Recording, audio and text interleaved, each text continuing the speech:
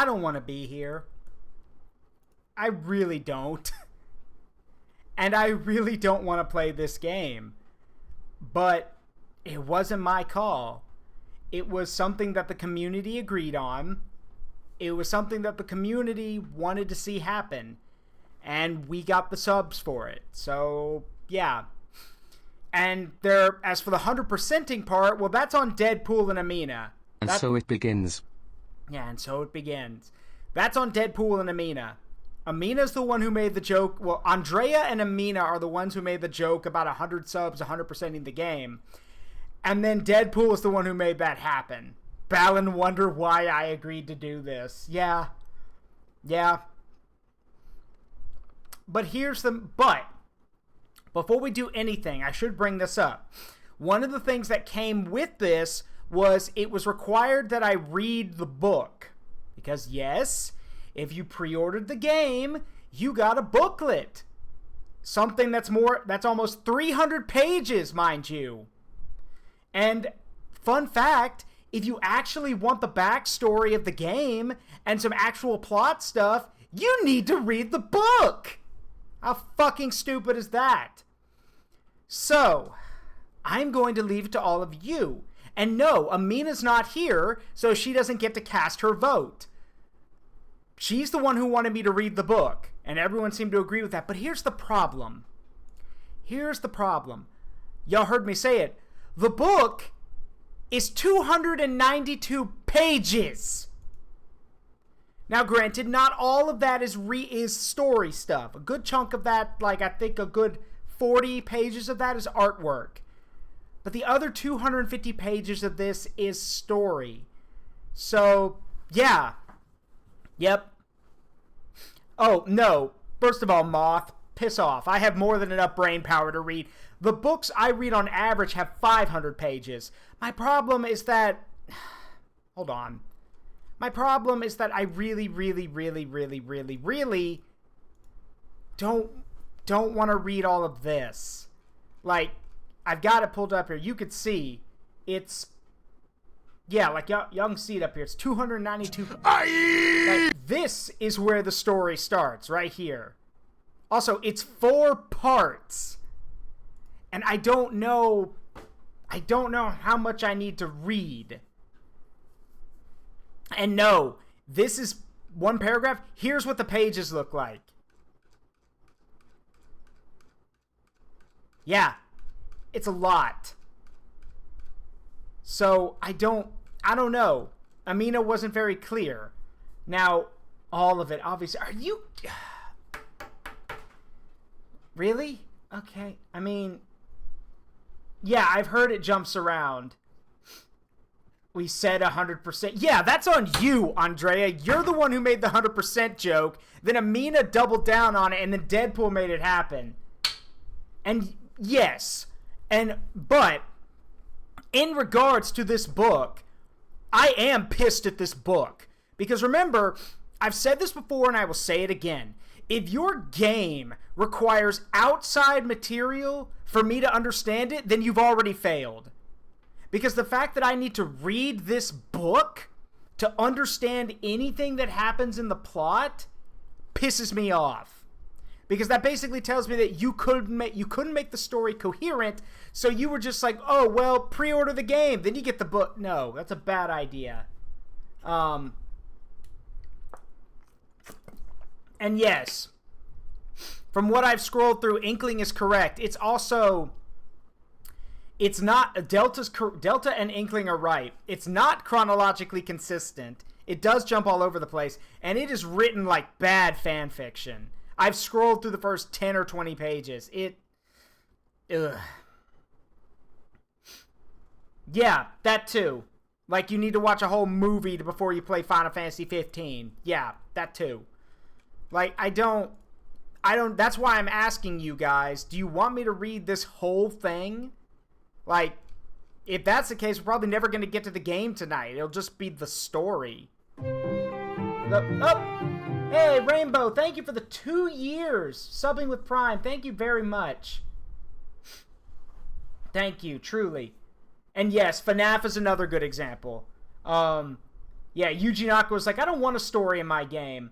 And then Square Enix was like, game needs a story. Yeah, for those who don't know, Yuji Naka, when he started working for Square Enix, and Square basically told him, yeah, a lot of our games are known for story. Like, a lot of our games are very story-driven. Yuji Naka was like, well, I don't want story in my game. I don't know anything about writing a story.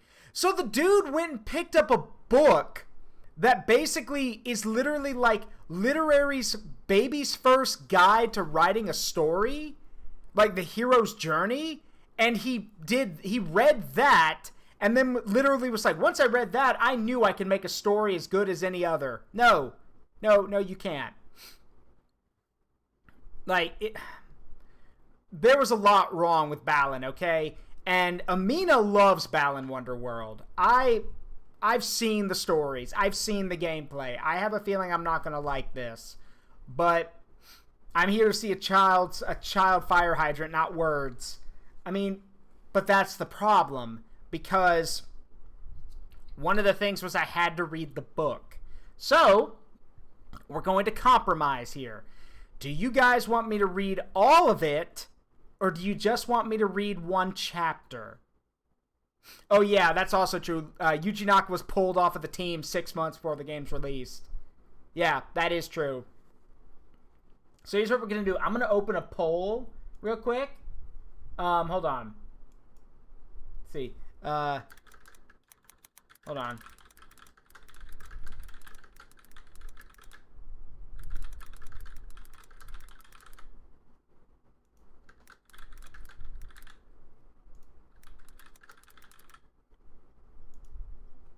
There we go.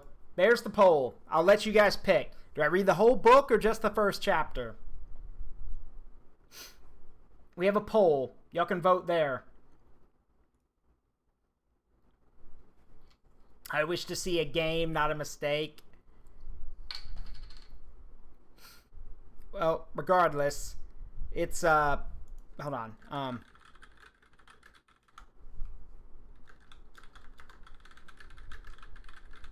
And maybe Amina has a way she wants me to do this, but for now, I'm letting y'all vote.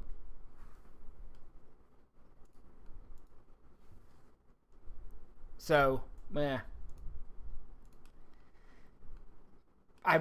think I know how this is gonna go, but still, go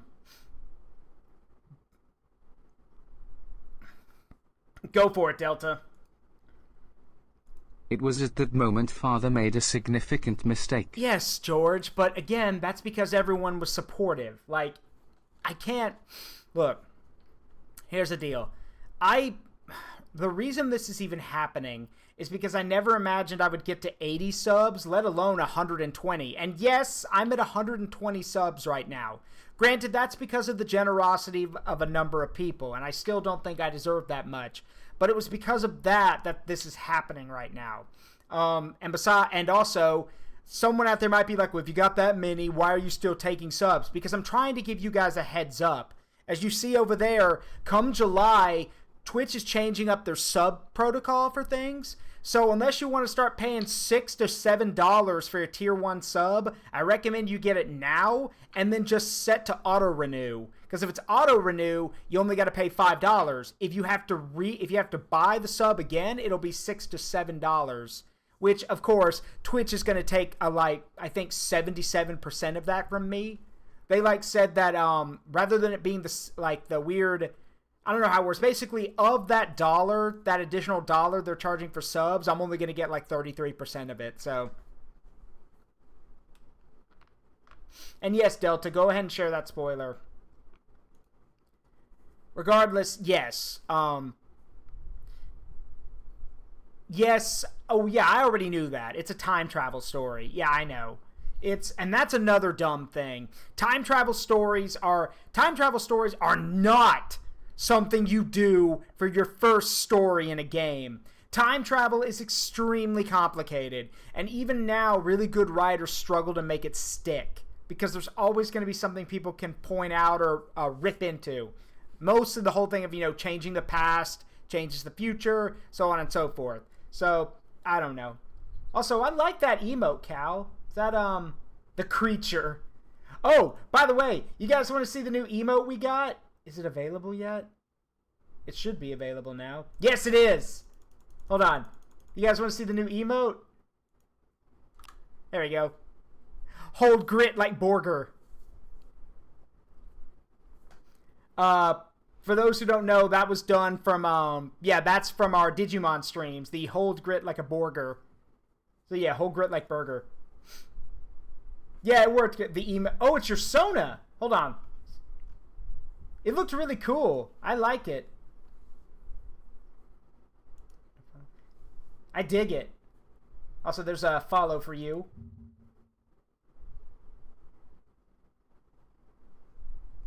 Yeah, I dig it. Anyway, right, Moth. Yeah. Okay, poll's over. Everyone says the first chapter, so we will read the first chapter then. Thank y'all. So, it should be noted before we get started, lot of people say that I have a very relaxing voice when I'm reading things. So, if you guys doze off or want to do something else, go for it. Again, I've told you guys before, if either I entertain or I bring peace to people, that's fine. I just want to give you guys 3, sometimes 4 hours a day to get away from the craziness of the world and just data dump things. So while I'm reading, if y'all doze off, don't worry about it. That, if anything, that's a compliment. So, Balan Wonderworld, verse 1, chapter 1, the book of Balan. In the beginning, Yuji Naka created the heavens and the earth. And he's, wait, hold on. I have to, wait a minute. Hold on. Hang on. In the beginning, Yuji Naka created the heavens and the earth. Now the earth was formless and empty, and darkness was over the surface of the deep. And the spirit of Yuji Naka was hovering over the waters. And Yuji Naka said, "Let there be light." And there was light. Yeah, and also, yeah, he said, let there be one button gameplay. In the beginning, Yuji Naka created a big fucking mistake. Oh, God. We're going to get some mileage out of this one, aren't we? All right. Okay. Whew. All right. Also, if any diehard Christian in here would be ripping me apart for daring to blaspheme like that, but I'm Christian too, and that shit's funny. So, all right. I've heard of God level. In the beginning, Yuji Naka created Balan Wonderworld. This has made a lot of people very angry and been widely regarded as a bad move. It has been, been widely regarded as a bad move. Yeah. Oh, God. I love that joke. That's from Hitchhiker's Guide to the Galaxy, I'm pretty sure. I've heard of God level self-inserts, but come on. Anyway. So, let's get started. Again, I will do my best here. Once we're done with chapter 1, how long is chapter 1? Oh, God! Okay, well, I asked. That's fine. It's fine. Everything's fine. It's fine. It's fine. Don't, meh. Okay. It's fine. Right.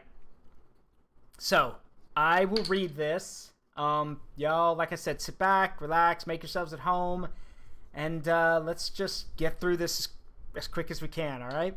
So, the Balan Theater appears out of nowhere.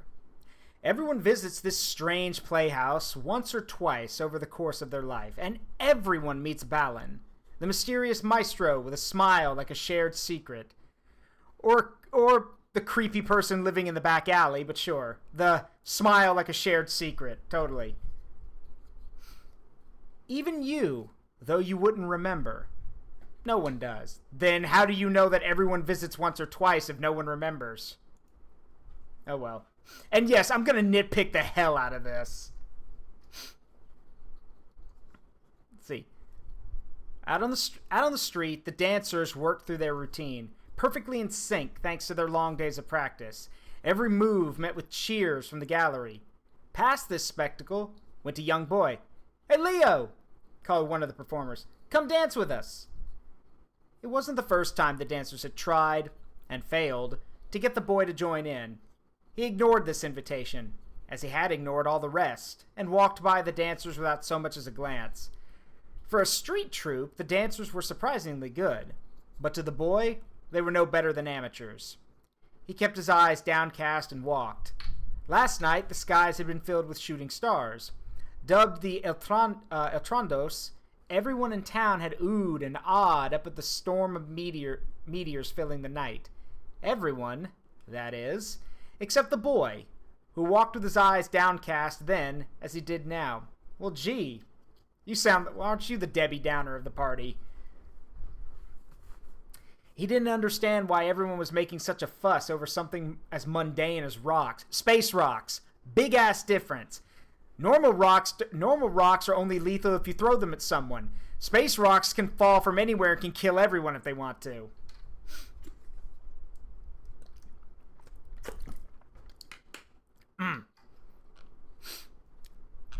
The boys get that. Go away.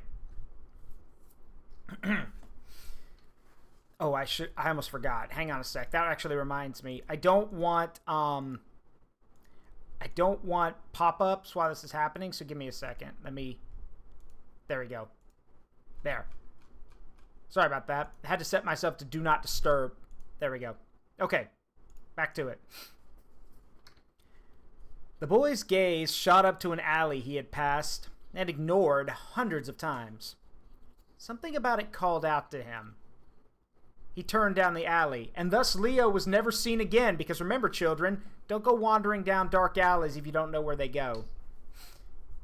After a couple of steps, he saw some sort of light up ahead.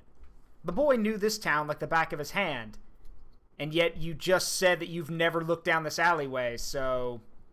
Last time he checked, there hadn't been anything down this alley except a vacant lot. He kept going. Surprise stopped him in his tracks. The alley led to a strange building he had never seen before. Jesus Christ. Get to the point! Like, seriously, this feels like whoever wrote this has never written a novel before, or a book, or a novella. This reads like, I don't know, like, yeah, get on with it. Yeah, this feels like, I don't know, a high school or college, like, paper. This doesn't read like a book. Like, yeah, exposition, rush it out ASAP. Good God. Like, anyway. It was a theater, and a huge one, too. Yet he hadn't heard anything about its construction. Dozens of neon signs flashed on its facade, but he didn't see a single person inside or out. It felt like time itself had stopped. He peered through one of the windows. Unexpectedly, the front doors opened wide, as if an invitation. The boy felt hundreds of eyes on him, watching, waiting. But when he looked around, there was no one there. So, the writer in me is very angry, because this... Seriously, what the fuck? Yeah, Cal's right. It reads like a fan fiction. Like, good grief. Like, okay, to give an idea, if you want to say, you know, like, let's redo that real quick. This whole section right here. Right here. Let's focus on this one first. About how it's a theater. Let's see. You know, from the shadows, an enormous theater, you know, had appeared. One that one he'd never heard about, or even heard about him, seen or heard anyone talk about. Rather than this whole, he hadn't heard anything about its construction. Okay, that doesn't give us anything. You know, dozens of neon signs flashed. Okay, you know, rather than giving a number, you could just say, you know, countless flashes of neon filled his sight. You know, y'all see what I mean here? It reads very, very amateurish.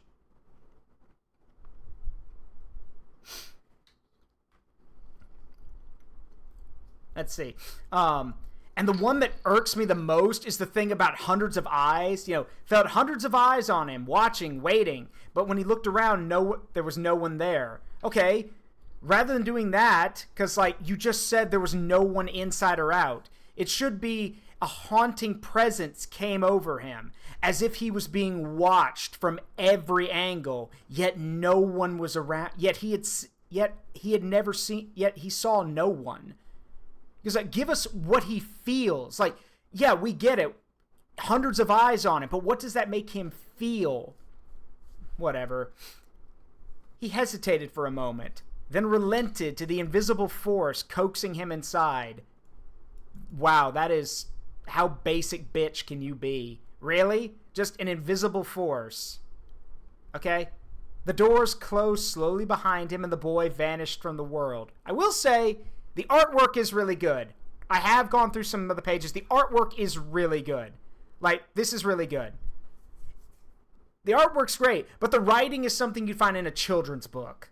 And even that's being generous. Next. Let's see.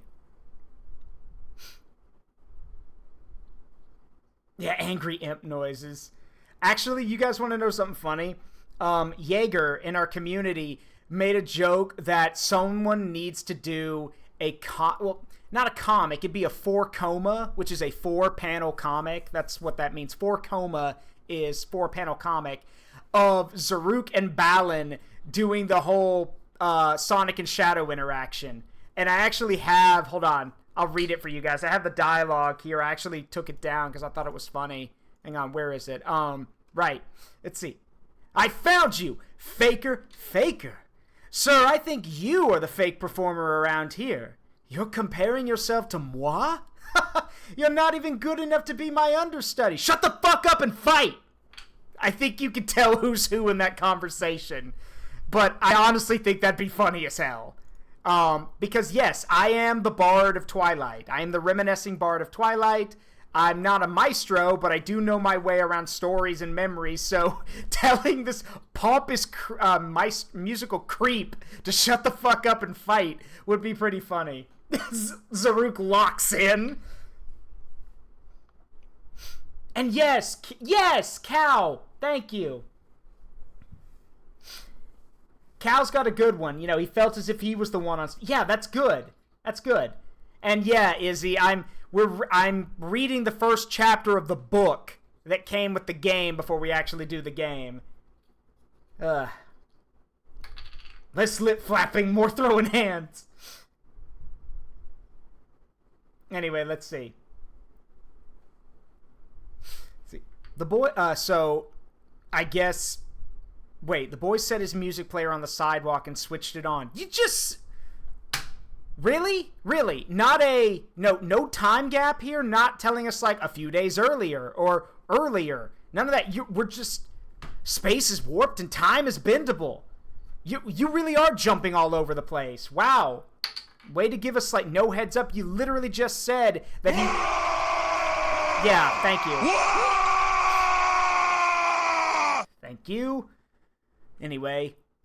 Right. The boy set his music player on the sidewalk and switched it on. An up-tempo song began to play, and his body moved to the rhythm. For a long time, he danced. He wanted to move like no one ever had before, to accomplish acrobatic feats no one else could. Beautiful downtown was his stage. A plethora of stores took up the first floors of the 4-story brick buildings, but there wasn't even so much as a window shopper in sight. There was only the boy, dancing where he always danced. In this world, in Wonderworld, you could dance and never tire, never get sleepy. Yes, no shit. That you didn't need to add that description. You could have said, you never tire, never hunger, you know, those kind of things. We get it. You have infinite stamina. Got it. The boy had lost track of how many hours or days, years he had been dancing. Okay, props. That's actually a pretty good sentence. Like, that is, in hindsight, that's a pretty creepy line. I'll give you a pass on that one. That one's actually pretty good. For a character to not just hours, no, you literally specified it could be days or years. That's actually, It's pretty creepy. That's a pretty good line. All right.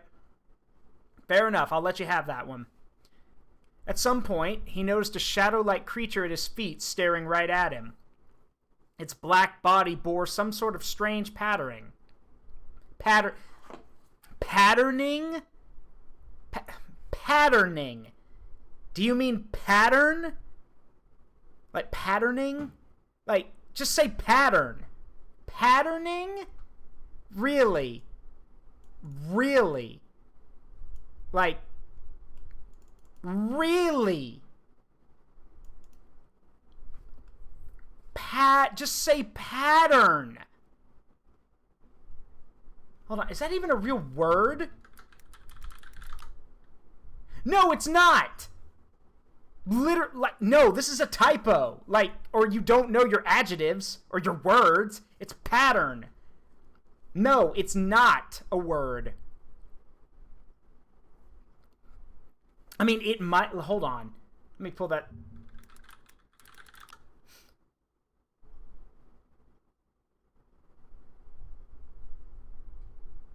Okay, so it's the verb. Okay, it is. It's the verb form of pattern. Except, why are you using the verb form? Why are you like, because by using that, like, okay, so you can use that. It works because that means that the pattern is moving. You're saying it's a moving pattern because it's a verb, it's an action, a patterning. That means that it's a moving pattern, or it's like shifting and moving. Okay, fair enough. But rather than using a confusing word and trying to be smart, or sorry, smart-like, you can just say that it bore a strange swirling and moving pattern. You know, that you're, saying it moved in a way your eyes couldn't track. Sorry. You sound like you're not you when you're hungry. Cut to Zaruk screaming about the word patterning. Ugh. Anyway, let's see. It had legs and feet, though it looked unlike any animal the boy had ever seen. That's not a very good description, then. It had legs and feet. Okay, that's all you give us just to start. Unlike any animal the boy had ever seen. Well, then I guess he's blind, because most animals, not all, but most animals have legs and feet. Except the aquatic ones, but still. This one beside him was about the size of a large dog, though others loomed much taller than the boy. Wait, how many are there? Like, there were all sorts of these shadow beasts around. Then why didn't you start with that? Like, the sentence structure is so messed up here. Like, it's all over the place. Like, look, I can visualize it. That's not the problem here. My problem is that the structure is so messed up that I'm like, my mind is like literally, I can visualize everything, but it's almost like I'm pressing rewind and fast forward as I'm reading this. Because it's like, nothing is like, it's almost like, I want you guys to imagine going down a hill with everything being layered properly for you to like get an idea of what's happening. That's not happening here. It feels like I'm going up and down like an escalator at different angles.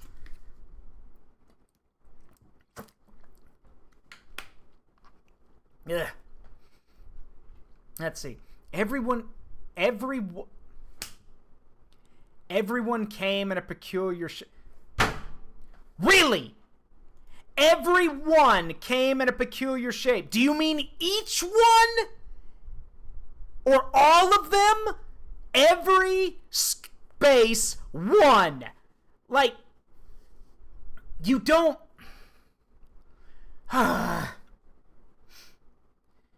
If you are describing a group, you say, but you want to talk about them individually, you say each of them, or if you want to talk about them all, it's all of them.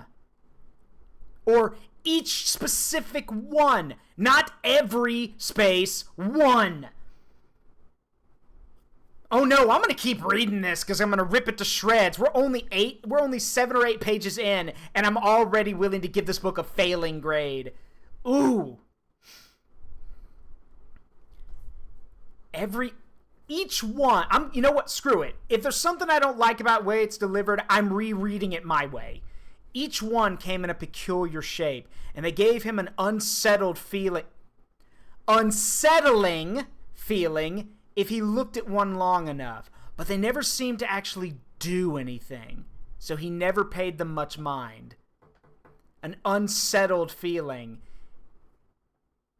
Now you've mixed, you're using the wrong word type. If it's making him feel something, it's a verb, so it's unsettling, not unsettled. They unsettled him.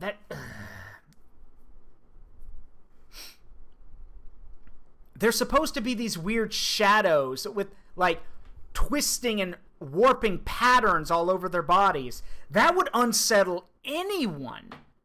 But the thing is, all we know about them is that they're about the size of a large dog, and that's it. We don't know if they have faces. We don't know if they have eyes. We don't know any of that. And we also know that they don't bother him, so he doesn't pay them any mind, which makes me think that they must not be dangerous. So, yeah, I guess Yuji Naka's trying to make Eldritch Abominations child-friendly. Okay. The boy stopped dancing and stared back at the shadow. Its attention turned to a shimmering drop on the sidewalk. It was a crystal, about as big as a rugby ball, but the shadow stretched wide its maw and gulped the drop down in one bite. Okay, so it does have a mouth. You didn't describe that earlier, okay? Also, if this thing's as big as a rugby ball, mind you, rugby balls are about the size of an American football. You're telling me you've been dancing here for God knows how long and you didn't notice a football-sized crystal? Okay? Yeah, this kid must be blind. How tragic.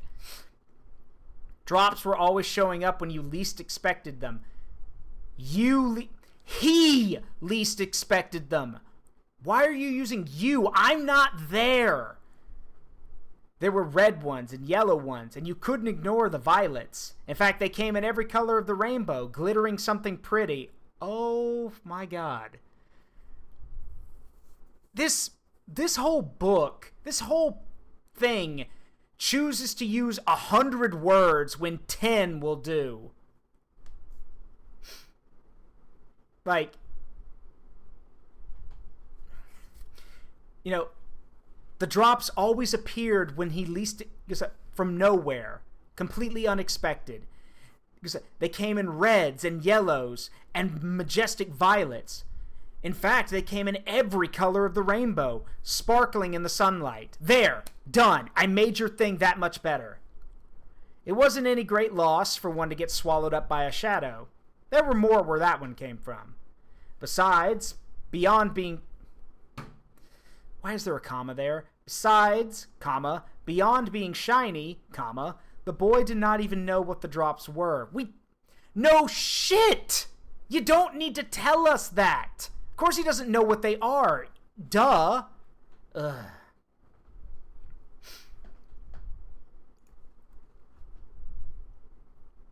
This is word vomit. That's all this is word vomit. Ugh.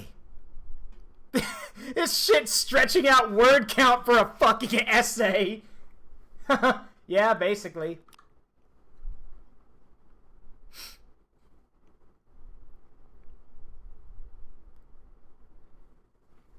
Nor did he didn't know what the drops were, nor did he particularly care. So long as he could keep dancing, he was satisfied. Still, though he got to do what he wanted when he wanted, a strange sort of unease would sometimes creep over him. He started dancing again to shake it off, but an image flashed through his mind, disrupting his focus. Huh? The vision shocked him out of the rhythm. His feet tangled and he fell to the ground. What was that? His heart drummed wildly inside his chest. He drew long, deep breaths, trying to remember what he had seen. I think there was a girl? She might have been 13, maybe 14, right around his age, but he was certain they'd never met. After all, there was no one else around. Yes, we know that. This was his stage, and his alone. Beyond the girl in his vision had stood a strange, shadowed figure. Tall, face split in a large grin, and a top hat pulled down over his eyes. The boy was certain he'd never met this man either. He had no idea who either of them were, but thinking about them made his heart start pounding in apprehension all over again. Oh no, he's got anxiety. He shook his head, trying to clear the vision from his mind. I'm just imagining things. Yet the uncomfortable tightness in his chest would not abate. Oh, no, I was wrong. He's having a heart attack. Even worse. He's having a heart attack. He drew in a long breath. Someone called his name. He turned to look and saw a tall man dressed in handsome white clothes and a billowing cloak. Lance. He would visit the boy's stage from time to time and always bore the same gentle smile. The shadows never spoke, meaning Lance, Wonderworld's maestro, as he put it, was the only person the boy could talk to. Lance flashed his usual smile and brushed his long silver hair out of his face. Well now, what ails my poor chum? He asked. You're crouched here all alone, looking rather glum. Oh no. Rhyming? Oh no. No, not the rhyming word scheme. Oh no. Oh no. Oh dear. This, Nothing. The boy stood, glancing away. Lance always spoke so kindly to him, and always lent a hand when he needed it. The boy didn't want to bother him with something as lame as his imagination acting up. Well, okay, then don't talk about your imagination. Talk about the fact that you probably almost had a heart attack. Someone's imagination doesn't just make them have heart palpitations where it literally feels like they can't breathe. Are you sure? Lance leaned in close, his deep blue eyes searching the boy's. I was just thinking this place could use a little something. He lied. For instance? Like some props for my routine, for some of the more acrobatic moves. In the streets. You know, like maybe fire hydrants or something. An idea most grand. I say do it. This is, after all, your stage to command. Alter it however you see fit. You recall how I showed you the trick of it. The boy pointed to a street corner, envisioning what he wanted in his mind. A second later, a fire hydrant sprang into existence. Something like this, he said. Lance smiled at him. Why stop there? Change this whole place if you like. Add your own flair. This is my Wonderworld, and here on this stage, you call the shots. But should the need arise, ask for my aid with no second thoughts. For such a dear friend, both my hands I would gladly lend. With a slight flourish of his hand, Lance disappeared. As soon as he was out of sight, the boy let out a sigh of relief. It was not that he disliked Lance. The boy appreciated his help. And Lance was the absolute nicest. Oh, God.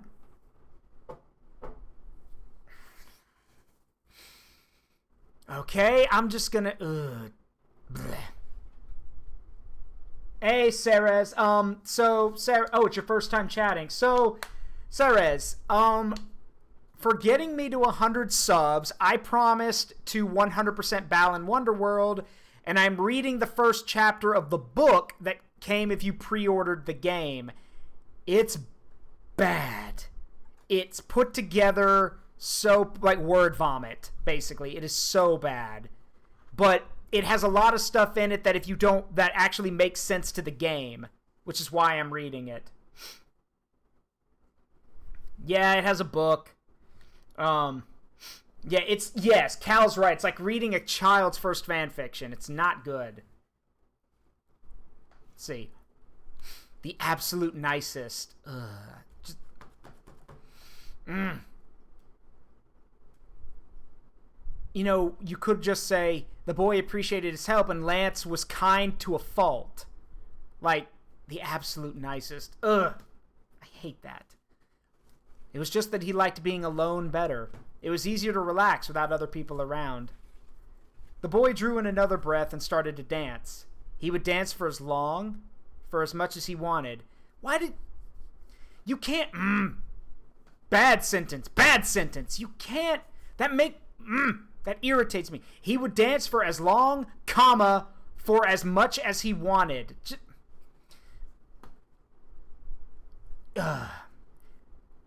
Let's correct that. It should say he would dance for as long as he wanted, comma, and as much as he wanted. Done.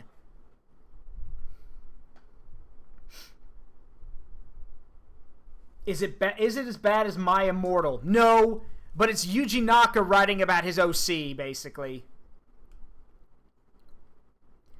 He planted one hand atop the brand new hydrant and swung himself up into a handstand. I don't need anything else to be happy. Just this. Just dancing. Someone started clapping. The sound of it nearly startled the boy into tumbling off the hydrant. Yeah, break his neck. That'll end this torment. He steadied himself at the last minute and jumped gracefully back down to the street, looking around. There, still clapping, stood a girl. She was around 10, with a bow in her turquoise hair and wonder in the round eyes that stared at him. The boy's mouth fell open. Aside from the shadows and Lance's occasional visits, the boy had never seen anyone or anything else here. Who are you? You mean you don't know from looking at me? The turquoise-haired girl tilted her head. Why turquoise? Out of all the descriptions, okay, whatever. I'm Clock Tower Kid. You can't tell someone's name from just looking at them. Sure you can. Let's see. You're Street Beat, right? Not even close. Then what is your name? My name? Lance had only ever called him you.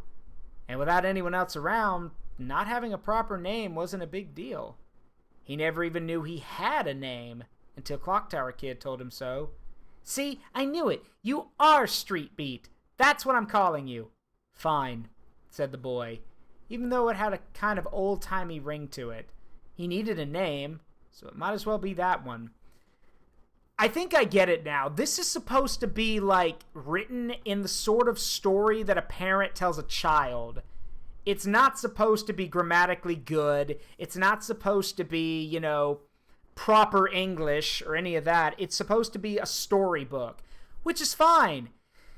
Except this came with a copy of the game if you pre-ordered it and provides plot detail, which is extremely important, and it's not going to be children reading this. Like, ugh.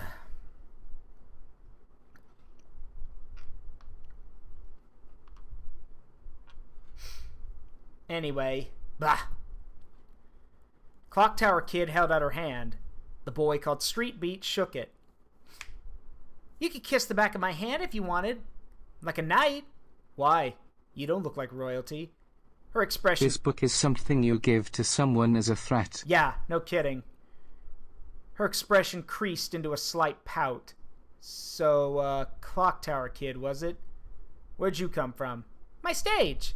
You have a stage too? Of course I do. You really don't know anything, do you? Bet you don't even know what those are. She pointed to the shadow. If you're going to use the word those, that means multiple. So it should be she pointed to the shadows, which looked to be in the middle of snuffing along the ground for more drops to eat. Street Beat shook his head. They're called Nagati. You get them on your stage then? Yeah, they're all over. On everybody's stage. Wait, so there are more people? Why wouldn't there be? There are tons of people in Wonderworld, all living on their own stages. But everyone's super friendly, so we go play on each other's stages a lot. Street Beat couldn't believe it. Lance had never mentioned anything about that to him. Not even once. I had no idea. Clock Tower Kid gave him a confused look. You've been in Wonderworld this whole time and never once thought there might be stages beside yours? She huffed. You must not be interested in other people, huh? He considered this for a moment, and nodded. I don't think I am. I'm happy dancing by myself. Really? But going to other stages and making new friends is so much fun. How do you even get to someone else's stage anyway? There are hidden passages that connect to them. I've been in Wonderworld for forever, so I found a whole bunch of secrets like that. What do you mean forever? How long have you been here? Clock Tower Kid tilted her head ever so slightly to one side. Don't know, but quit asking me questions and show me around your stage already. Okay. First of all, it's just them talking, and it's a boy and a girl. You can stop using their names at this point and just say he, she, he. You don't stop using their names. Like, it comes off really weirdly. It's like we're not going to forget their names. They're kind of hard to forget. I know, Sarah, it is bad. No one edited it at all. More than likely, yes, Sarah, it probably was translated from Japanese and they didn't bother to proofread or edit it. So it's probably just raw English. Street Beat took her on a tour. It didn't take long. His stage was only a few blocks, surrounded by an endless expanse of nothing. This place is teeny. It's plenty for dancing, if you say so. Anyway, want to check out my stage? And after that, I can introduce you to some of the others. Sure, I guess. It sounded like a pain in the butt, and he didn't really care about meeting other people. But for so long, Street Beat had assumed he was the only stage in all of Wonderworld. Now that he knew different, he couldn't help but be a little curious. Cool, then follow me. Clock Tower Kid took the lead down the street. So how are we leaving? Is there an underground tunnel or something? Clock Tower Kid shook her head. Okay, enough. I'm going... If this won't do it, I will. From now on, it's he and she. Y'all know who we're talking about. She shook her head. Nope, no tunnels. It's all in how we move. That's the key to opening the invisible doors to other stages. First, you walk straight ahead for 10 steps, then turn left for 8. She crossed the street and went down an alley, then vaulted herself over a squat wall. She was light and quick on her feet, so fast that he had to scramble to keep up. This way and that, they zigged and zagged. He did his best to remember all the turns. She leapt nimbly off of the wall. What are you, some sort of cat? Don't! She shouted. She crouched down, trembling, and covered her ears. Don't say that! I'm not listening! She curled in on herself even more, shaking violently. Hey, you okay? No matter how many times he called her name, she wouldn't respond. I'm forgetting what you said. Oh. Hey, Cataclysm! How you doing, bud? Hey, Aerosmith, how you doing? Welcome, Raiders. I'm Zaruk Windcaller. We are currently reading the first chapter of the Balan Wonderworld book before we actually play Balan Wonderworld. Oh god, this is bad. This book was probably put through Google Translate, and it is bad. I'm doing my best to soften the blow. So, yeah. To describe how I'm feeling... I am sorry. I am just absolutely livid at the moment. Yes, that'll work. I'm sorry. I'm just a bit absolutely livid. Yeah, that sums up how I'm feeling right about now. But it must be done. So, one moment. I am just absolutely livid. Yeah, I need to get that as a sound redeem. Anyway, I hope you all are doing well. Please make yourselves at home. Like I said, and yeah, that was me. Actually, I want to... Whoops, wrong button. Sorry about that. I can actually check what that was me checking what Amina was saying. Let's see. Yeah, Amina says you said the book, and the book is all the chapters. So, not tonight. I'm not. Not tonight. Someday, but not today. But yes, I'll have to read all the whole thing at some point, but not tonight. Maybe the first chapter tonight. Okay. Hello. Hello. How late am I? What's going on? What's the sense? I just got out of work. I have not changed. Everyone say hi to Amina. Hi. So, it's my fault this is happening. Also, my picture is really big. You should probably shoot me down. Yeah, I'm fixing it. So, yes.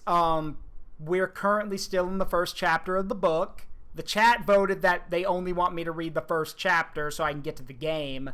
And I'll be real, who wrote this? Not written very well. No, it's not. It's not. It's schlock. It's so... What? y'all tell me, y'all, so she can see. What were some of the things y'all said about it? Someone called First, it. let me open up my PDF. Yeah. That way, I can get to where you are. Maybe we can read Oh together. no, I'm showing it on the stream. So. What page are you on? Currently, let me turn this back on. Currently on page 58.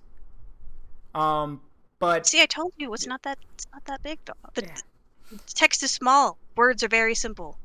Amina, there's over 250 things to this book. This page is so small, and we can skip battle. It's Battle is the game. So, right, basically, people were saying word vomit. I heard someone say, he goes, that this is Yuji Naka just writing his first. He didn't write this novel. I know, but it sounds like a Yuji Naka fan fiction. A college student trying to pad that essay limit. Just. Balan Company was not in the operative. Just, Naka's already supremely, famously hard to deal with because he's so particular and also a diva and also is quick to anger as far as, game development goes. As the devs of Sonic Extreme know, absolutely. He made their life a nightmare because he would not share the Knights engine. You missed the funnier part though when we were all making jokes about the start of it, where it was like in the beginning Yuji Naka created Balan Wonderworld. This has made a lot of people very angry and it's been widely regarded as a bad move. We also, because I was quoting, I made a joke. I'm like, in the beginning, Yuji Naka created the heavens and the earth, and I literally paraphrased all of Genesis 1:1, just and made jokes about it. But we're yeah. And Lich King said, this is a book you give to someone as a threat. But Where? Yeah, this is it. Balan Wonder. A lot of stuff went wrong, and the person who wrote this also wrote two other game novelizations, and as far as I can tell, that's it. Right. So Balan Company was not in a great place, and they had one extremely hard to work with guy, and then Arzest made a bad game. Yes. And then that's it. So what we're doing, yes, Andrea, you're correct. So I've also been nitpicking and pointing out grammar errors about how poorly written this is.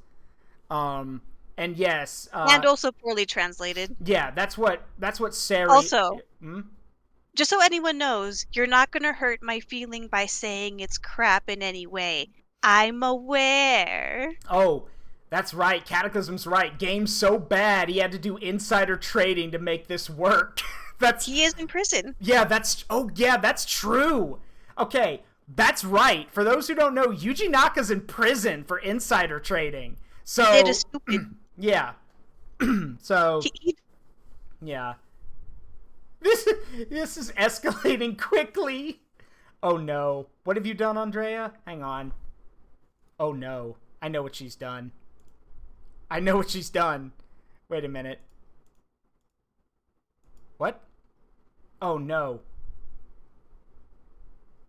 Uh-oh. Hello? Hello. Okay. I know what Andrea's done. This isn't guilty pleasure. I am 100% genuine pleasure. When I was in a very hard situation emotionally, this game, Anzaruk lifted me up. I'm not being ironic. This isn't guilty pleasure. Man grabbed a I'm hold of cringe the and I'm and free. superglued You it to can't his shame hands. me for liking this book or the game. You're not going to make me feel bad for being genuine. I'm actually brave. Are you sure you added it, Andrea? I don't see it. Might be because I'm still in the call. But Honey Pop's also fun and funny. All right, 1 second. I'll be right back.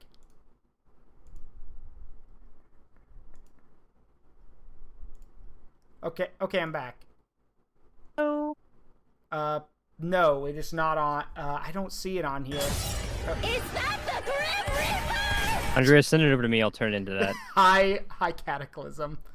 Are you here to suffer too? Sure, No. let's go with that. Oh, no, Andrea? Or no, Amina? I didn't know that he was here to... Yeah, I mean, sure, go ahead. if he wants to be here and wants to suffer, I am sorry. I am just absolutely livid at the moment. Yeah, thank you. Thank you, guys. Good. You guys don't need. Yeah. Okay. Well, I don't need to be here then. Um, I mean, I can, but oh my God, we've entered the Matrix. Yeah, that's your call. If you want to be here, you can. So. But you I don't have mean- to. Just so you know, Zaruk having more friends who are on his side would help, because I'm 100% not being shamed for what I genuinely enjoy, Yeah, we and I know. will continue just being like, okay, every time you guys mention how garbage it is. I've heard it all before. You have to be creative. The only reason why I genuinely enjoyed my time in the game is because Balan himself reminds me a lot of my little brother's OC. That is the only reason. Everything else Oh, about the that's game is fantastic. Like it hits all the branches for, man, I can't do this puzzle because I died last time and I lost the suit from 2 levels ago. Fuck that. It feels like it encourages backtracking, but it doesn't do a good job about backtracking because they're levels. But whatever. But yeah, I enjoy.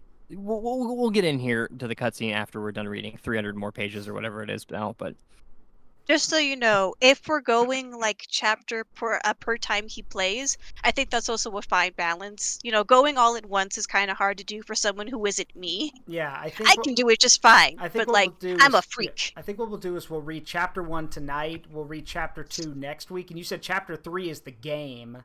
Well, So- battle is the game. Yeah. So yeah. But anyway, There are parts of battle we should read just because it also like gives more context, but Naka said that functionally the part of the book that is named battle is what's supposed to be the gameplay. Got it. So anyway, I think we're ready to go then, or so are you still in the middle yeah. of a chapter? No, I'm gonna keep reading. Yes, doll. Balan and Lance is balance. That's Yeah. the pun. Anyway, but yeah, I got to keep reading. We still have more to cover here. So, yeah. Anyway, sorry, just turn this down. Okay, so yeah, you're free to hang around, Cataclysm, if for the reading. Otherwise, you don't have to hang around. If you can stand Okay. it. Yeah, if you can stand it. I can stand Wait, just but- fine, but I'm worried about you guys. Are you saying that I'm getting kicked out when you actually start playing the game then, or what? No. Nope, you Just can be saying, here. you're free to come and go as you please, but don't feel that you're forced to stay here. I'm being held hostage at gunpoint by Amina. Guys, help, please, dear Lord. I'm not holding him hostage. I'm holding Zaruk hostage. Yeah. That's fair. Yeah. Cat's The free gun- to go anytime he wants, but Zaruk, he knows why. Yeah. I know why. He knows why. So I'm holding him to it. Anyway.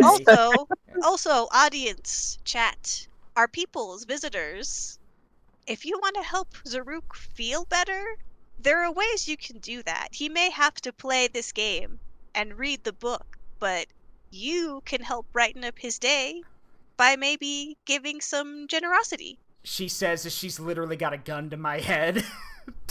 Or argument.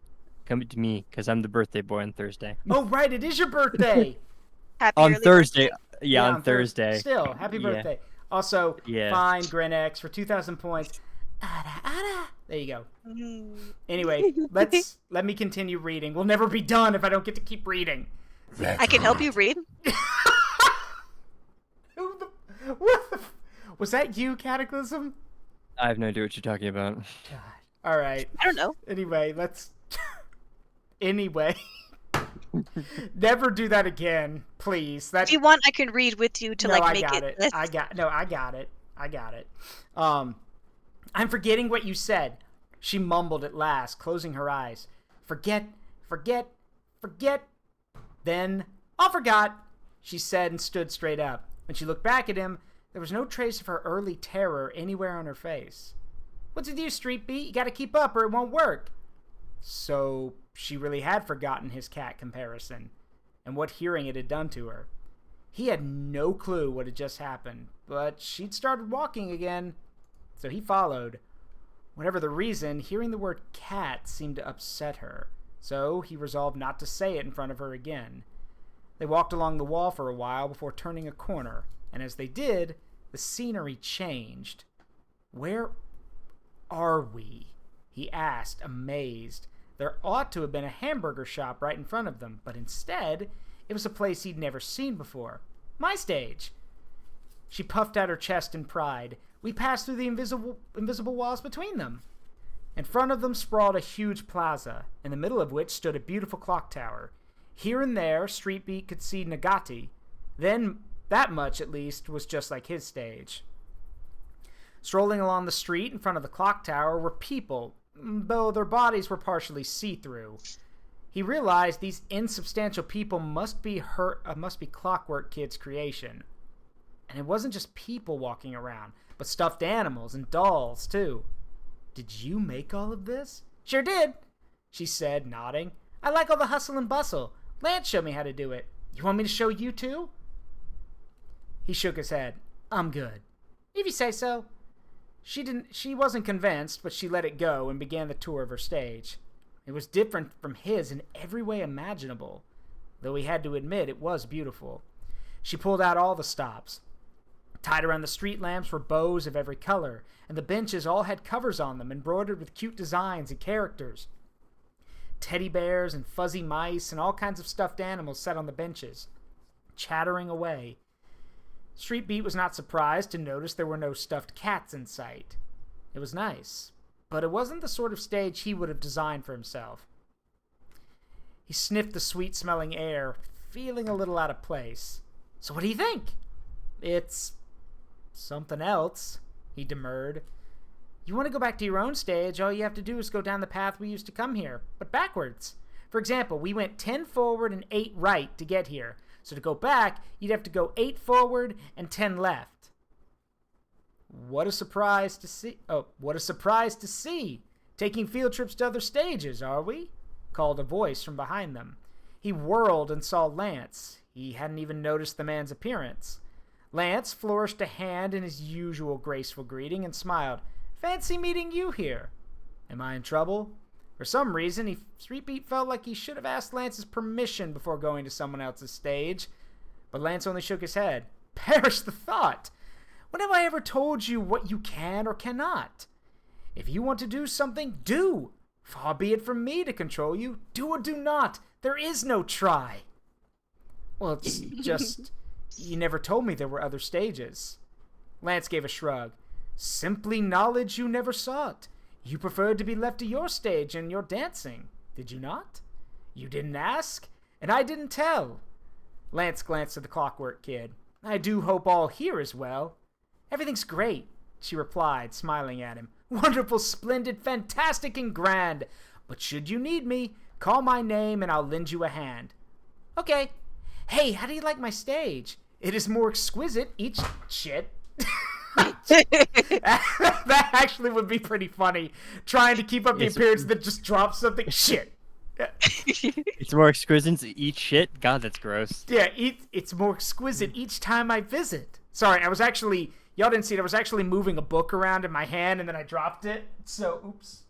Incredible. Bird up! Is that posting? That better be posting. Let's see. Damn it. I know, right? I mean, look at that teddy bear. Isn't it just the cutest? With a satisfied sigh, she pointed to one of the many stuffed animals seated upon one of the benches. More good artwork. I know, it's so pretty. I will admit, look, I will give it this. The art style and designs for the characters of Balan Wonderworld are very well done. I feel kind of bad that all of this work is basically going to end up being for nothing, because Yuji Naka wanted to make this a series, and it definitely won't be. But who knows? I mean, maybe, maybe Definitely not under your Yuki Naja. Yeah, not under Mr. Naka, no. But who I knows? do have an idea of what the plan was. Yeah. The idea was that they were going to make Balan Company like a sort of like central sort of Balan info hub where they make ideas and like and make concepts, and then they would tag other studios in Square Enix to like to make the various games. You joke, Josiah? They might actually do that. You joke. Now they wouldn't, because Balan it lost so much money. That's Yeah. why I'm sure they won't give a shit that you're reading the novel. Yeah. It's also funny because I've shown this to Amina. There's a number of comics that have been made where Balan meets up with knights from Nights into Dreams, and their interactions are hilarious. I think my favorite one is where Knights leans on the table. He's like, "You down to clown, handsome?" And Balan looks at her like, "I beg your absolute pardon?" Like, they're very well written. That's I do have to say that the fandom, despite the game's reputation, they do genuinely enjoy what they like, and then they enjoy it full-heartedly. Right now, the main trend is making Maestro Sonas, which is funny because I would have started making visitor Sonas before making Maestro Sonas, but that's just me. Yeah. Anyway, wow, we got a lot of people in here. For those who are new here, allow me to quickly explain what's going on. Before we get to the gameplay of Balan, I'm reading from the book that came with pre-orders of the game. So it reads like word vomit. It's not very good, but that was one of the stipulations that came with hitting the 100 sub goal, as I have to 100% the game, and I gotta read the book. So we're reading the first chapter of the book tonight. So, just so audience knows, if you come into this stream and you're a fan, be aware that people here will express how much they don't like the content or the game. Just, prep yourself for that, because I have. Yeah. And don't be ashamed if you do like it, because no one can tell you to not to otherwise. Now, that said, I am going to point out to give credit where credit is due. I'm going to do that. But I'm most assuredly going to, with both, as I've been doing with the writing, I've been pulling no punches with the writing, and I'll be doing the same with the game. I'll be pointing out things that should have been done better, a lot better. And I'm most definitely going to make jokes at Yuji Naka's expense. I'm Just definitely no doing fighting. That. Yeah. No fighting, or I will. Real quick you. though. Yeah, what's up? Check non-speakers. Oh gosh, what have you done? I want to say. What I have found a you done? meme. What have you done? Found a meme. That Show everyone. I will. Like, I don't understand. Why? Why is this happening? I don't know what you're talking about. What's going on? He's just got a glass of whatever that is to wash it down. Gosh. He would do that. That's how theater kids are. That wasn't in my history book. He's a thespian all the way. Oh, God, the classic meme. I've been eating the pieces. Actually, Amina, did you see the thing Jaeger joked about? About the comic dub, or the comic that should be made of me meeting Balan? It's super funny, and it's cute. For those who didn't hear it or didn't see it, I actually have it. It was my friend Jaeger, who's part of our community, made the joke, and I think it perfectly fits the. Where is it? So, oh yeah, found it. It perfectly fits the character dynamics because, as he put it, he goes like, "This should be the meeting of these two would literally be like the Sonic Adventure 2 meetup." He goes like, "I found you, faker, sir. I think you are the fake performer around here. You're comparing yourself to moi? You're not even good enough to be my understudy. Shut the fuck up and fight!" Because yes, that's what I would be like. Shut the fuck up and fight. Here's another one. Oh gosh, another one. One more that we have to keep reading. That we can get to Go some ahead and part put of it the in, you game. can go ahead and put it in non-speakers. Yep, throwing it on speakers.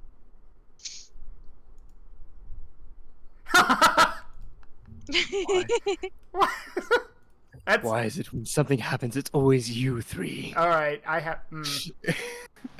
Hang on. Lance has to be the responsible one. Yeah.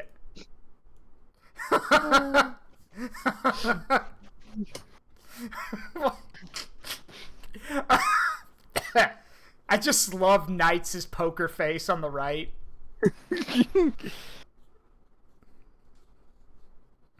Why is it when something happens, it's always you three? Okay. Yeah. All right. Okay. Yeah, back to reading. Why isn't it Back to reading, possible? or else I'm we'll gonna mute never myself stop. again. Why Yes. not? It is so, it is so. How I love watching your stage bloom and grow. Seeing you little ones happy brings such joy to my heart. Though I am afraid it is time now for me to depart. I'm sure when next I come to see all the sights, you'll have created even more amazing delights. With that, Lance spun gracefully on his heel and vanished. Do you like him? Asked Street Beat. She nodded. He's really nice and handsome, and he taught me how to change my stage and everything. So you're happy living here too, then? Huh? I mean, yeah, but, well, lately... She shook her head. Never mind, it's nothing. He could tell she was hiding something, but he chose not to press the issue. He didn't want to get involved in other people's problems. What's that quote? Someone help me. What's that quote from Yu Yu Hakusho? Whoa, that guy's got horns. That's got nothing to do with me. That's literally the vibe. It's not my problem. Let's see. Besides, Street Beat had secrets of his own, like that strange vision he had seen. But he wasn't about to confide something like that to a little kid. Wanting to change... Said the kid. Yeah. Well, he's 14. She's 10. It's a bit of a difference. He's a preteen. She's still a child. Wanting to change the subject... he pointed at one of the Nagati picking up drops from the street. Your stage has them too, just like you said. I told you. Every stage does. Oh, right. I was going to introduce you to some of the others. Come on. She started walking. He didn't really care about meeting other people, but he had no reason to refuse the offer either. Why is there a comma there? Reason to refuse the offer, comma, either. It's one sentence. You don't need a comma. Plus, I guess they wanted to pause there to, like, raise the ante. Plus, comma, that works. He wanted to figure out what was causing him to feel strangely uneasy, and what that out of the blue vision was all about. Who was that girl? And the tall man in the top hat? Top hat man. Unless you have no option, do not start a sentence with and. That's grammar 101. It should be, who was the girl, comma, and the man in the top hat, question mark, there. He still couldn't remember ever meeting either of them. Though, now that he thought about it, the man in the top hat reminded him a bit of Lance. But Lance always had a gentle smile on his face, and the man in the top hat had been almost smirking. Hey, come on! She shouted as she rounded a corner, and 2 or 3 turns later, the world around him changed again. So now we are at Piero, which is, I believe, French for clown. Yes. Down to clown, handsome? I beg your pardon? They were in a giant amusement park. Street Beat could hear a jaunty marching tune playing somewhere in the distance. Whose stage is this? Principiero's, she answered. She took out a small mirror from her pocket, checking her hair with a slight blush on her face. Hope you like him as much as I do. There were so many people here. Families. How do you speak here? There were families with little kids in tow, lovey-dovey couples holding hands, probably all created by Piero. They all looked like they were having the time of their lives. The air was buttery with the smell of fresh popcorn. How come it was easier to get here than when you brought me from my stage to yours? Probably because me and Pensive were friends. I had a real hard time finding the way to your stage. As she spoke, the aforementioned Piero came into sight. I knew it. I had a hunch you were here, Clockwork Kid. I brought a new friend. Piero removed his grinning clown mask, revealing a remarkably handsome young man. Hello, hello, and welcome to my amusement park. I'm Piero. You must be Street Beat, am I right? Street Beat felt his jaw drop. How did you know my name? The clown inclined his head to one side and thought, well, names are meant to be known, aren't they? She was the first person I met here, and as soon as I saw her, I knew that's what she was called. I knew her name before I even knew I had a name of my own. She nodded. Yeah, first person I met was Checkered King, And we knew each other's names right away, too. They just sort of came to us. And it's been like that with everyone I've met since. Nothing out of the ordinary. If you say so. Something told Street Beat it was very out of the ordinary. But he didn't have any hard evidence to argue otherwise. In fact, he was starting to think that this was just the way things worked around here. Well, said Piero, sweeping into a clownish bow, it's an absolute pleasure to make your acquaintance, and I do hope you enjoy yourself. You must ride the Ferris wheel first. You could take in the whole park from up there. As he spoke, he ushered them toward the towering structure. With a snap of his fingers, the ride crawled to a stop. Bud, there might have been people on there. You should probably wait, but okay. He made the people. It's fine. I could play God! Rapidly snaps fingers to start and stop all the rides. Let's see. The gondola door opened to reveal two small Nagati perched on the bench with confused expressions on their faces. Ah, my apologies. He picked the Nagati up, depositing them on the ground outside the gondola. After you. He motioned to the now vacated seat. Clockwork Kid lifted the hem of her skirt and dipped a quick curtsy before getting in, like a princess boarding a horse-drawn carriage. Street Beat and Piero followed. The clown snapped his fingers again, and the Ferris wheel started moving. Tokyo Tomatas. Wait, how do you say it? Tokyo Tomata. Something like that. Hey, Telling, this is the first chapter to the Balan Wonderworld book that was a pre-order with the game. This is supposed to provide context. Well, actually, it's supposed to provide the story to the game because they apparently couldn't put the story in the game. Anyway. Let's see. True to his word, you really could see the entire park from the top. Again, a warning to all the people who are coming in here. Like I said, this is the first chapter to the Balan Wonderworld book. It reads like word vomit. It's not very well put together. Probably because it was not proofread and edited. It was probably just put through a translator program and slapped on and just sent out to people. So, apologies in advance. I'm doing my best. Roller coasters twisted and looped and spiraled.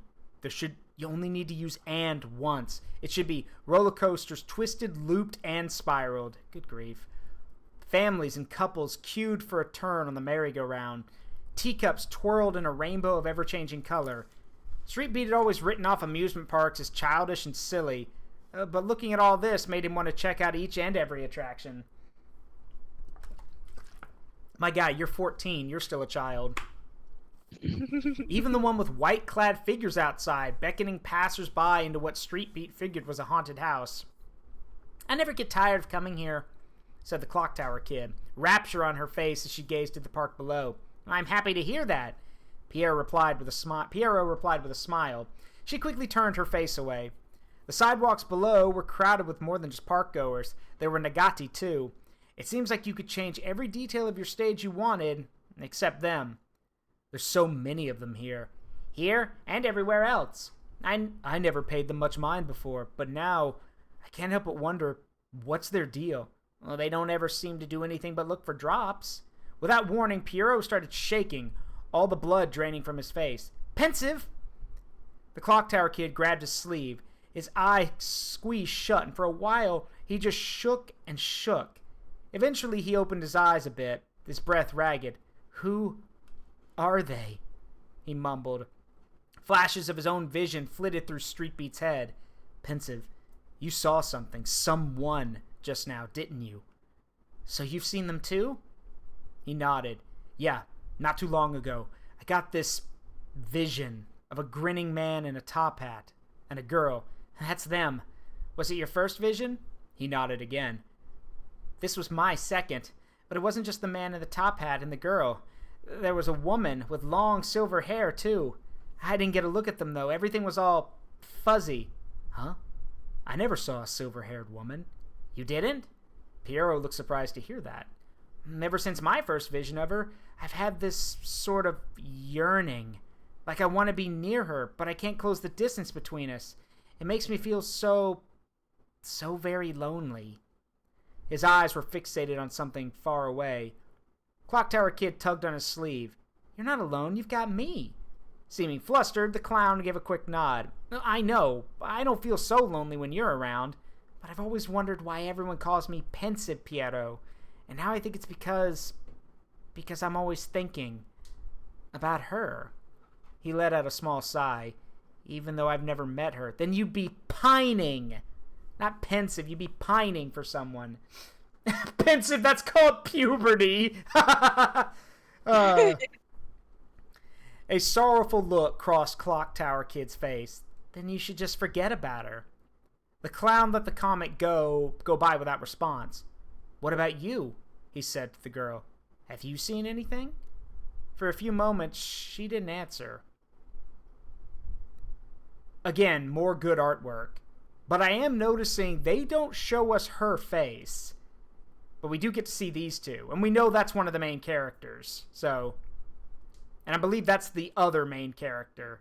Because there's Leo, and then I forget the girl's name. Emma, thank you. Yeah, that's Leo. He's the first main character, and Emma's the second main character. Let's see.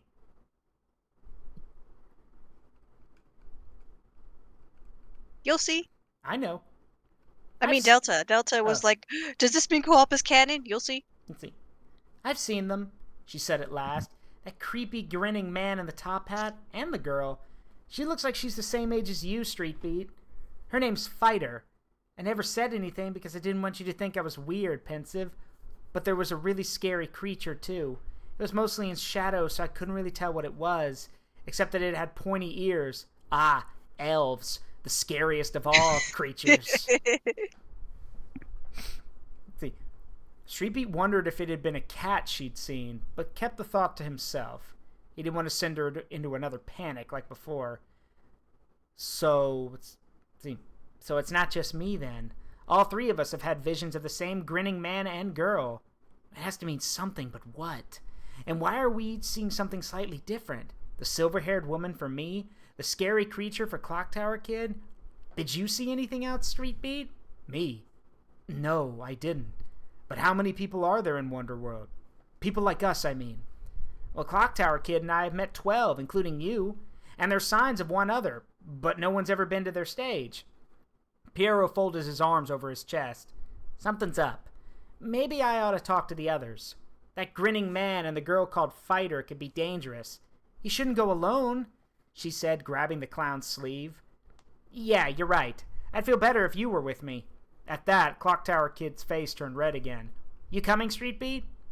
Street Beat didn't really care about meeting the others or seeing their stages, but he couldn't not care if something weird was about to happen to Wonderworld. I think this is like the 5th time where it's been pointed out that he does not care about others. Yes. Yeah, he's kind of an asshole. We get it. He doesn't care. You don't have to keep reminding us we are not stupid. Which is funny because, like, when I played the game without reading the book first, I thought his issue was totally different. No, he's just antisocial. Nom nom nom nom nom nom nom nom nom. George, those boxes, it's harder to get boxes in the forest. Please don't eat all of them. We don't have infinite access to cardboard. We recycle here. See, it would really suck if it got in the way of his dancing, just when he'd finally gotten into a good groove. I'm sorry, but you've thrown off Street Beat's groove. All right, that was too easy. I had to make that joke. No, it's good. That was too easy. Good. Yeah, sure, I'm coming.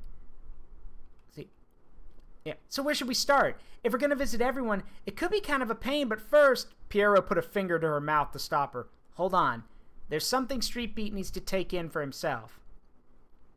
She tilted her head at him, but understanding soon blossomed over the confusion on her face. Gotcha. Piero followed, keeping pace with her as they headed toward whatever destination he apparently had in mind. Street Beat hurried after them, but found himself glancing back over his shoulder as he went. He couldn't put his finger on it, but he had the oddest feeling that something was missing from Pensive's amusement park. It was quiet. That jaunting marching tune from earlier had stopped. Now Scarecrow. The stage changed. The scent of soil permeated the air. In front of them stood a wooden arch, beyond which stretched nothing but corn and more corn. You don't need the and more, just say nothing but corn. Yep. Corn smiles upon us! Or, wait, corn will always have blood, yours or theirs! Does that mean Scarecrow? Always have blood, yours or theirs. Thank you. Thank you. Blood for the blood god. More blood for the blood god! Skulls for the skull throne. I'm glad you... Thank you, Kashan. Anyway. See. The verdant stalks look still too early to harvest. Nagati wove through the... That's how you say it, right? Nagati? Yes, the Nagati. Okay. It's like negative, but like a creature. Got it. Nagati wove through the fields, picking up the drops scattered here and there on the ground. Just like in Street Beat stage. An old-fashioned farmhouse squatted in the middle of the field. Oh, wait. Corn, and more corn. Yeah, corn with a C, corn with a K-O-R-N, and then corn, which that should be all capitalized, by the way. It's corn, and corn! So capital K-H-O-R-N-E. That's all capital. If you're going to say corn, you have to use all capital. Let's see. A middle-aged man in overalls and a straw hat sat in a rocking chair on the front porch. He must have noticed Street Beat and the others because he was waving. They waded through the sea of corn toward the farmhouse. Howdy, kid, Piero, and... The man paused his rocking, squinting at the boy. Street Beat, I reckon. Is there anyone who doesn't know my name? Why don't you try guessing his? Piero said teasingly. Seriously? Street Beat didn't think it would work, but he decided to humor the clown anyway. He stared at the older man long and hard. A name popped into his head. Scarecrow? You betcha. The man clapped a hand to Street Beat's shoulder. Hi, Scarecrow. How've you been? Clock Tower Kid said, a broad grin on her face. Oh, just fine, just fine. Thanks for asking. Whiling away the hours just staring at my fields. He motioned for them to have a seat in the other chairs on the porch, then got up and opened the front door. Coffee good with you, Pensive? I've got plenty of milk for Clock Tower Kid. Scratch that. You go for tea when you two visit together, ain't that right? I always have tea, she corrected him, faintly glaring at the farmer as if he let slip something he shouldn't have. Oh, shucks, I plumb forgot, he said, scratching the back of his head. Pensive chuckled. She wants to look like a grown-up. Yeah, Pensive chuckled. Scarecrow, played by Jim Raynor. I mean, that's kind of what I'm going for. Kinda. Howdy, boys. Just do the Jim... Yeah, it's Jimmy. Actually, I think I'll do that. I'll do my best Jim Raynor impression. What'll it be for you, Street Beat? I'm good with whatever. Oh, no, don't be shy now. I gotta make a good first impression. In that case, I'll have a ginger ale. Back in 2 shakes, he said and disappeared inside. The 3 of them reclined on the porch. Also, ginger ale? Uppity. Good grief. I've never had ginger ale before. Well, the question is, like, here's a question. Like, when it comes to ginger ale, do you mean real ginger ale or fake ginger ale? That's the main thing. I ain't had any kind of ginger ale ever. Because, like, the stuff you get in a can is only, like, 5% ginger. So it has to be, like, super gingery. Yeah. Yeah, Canada Dry is the LaCroix of ginger ale. Ah, yes. Just enough flavor to know what you don't have.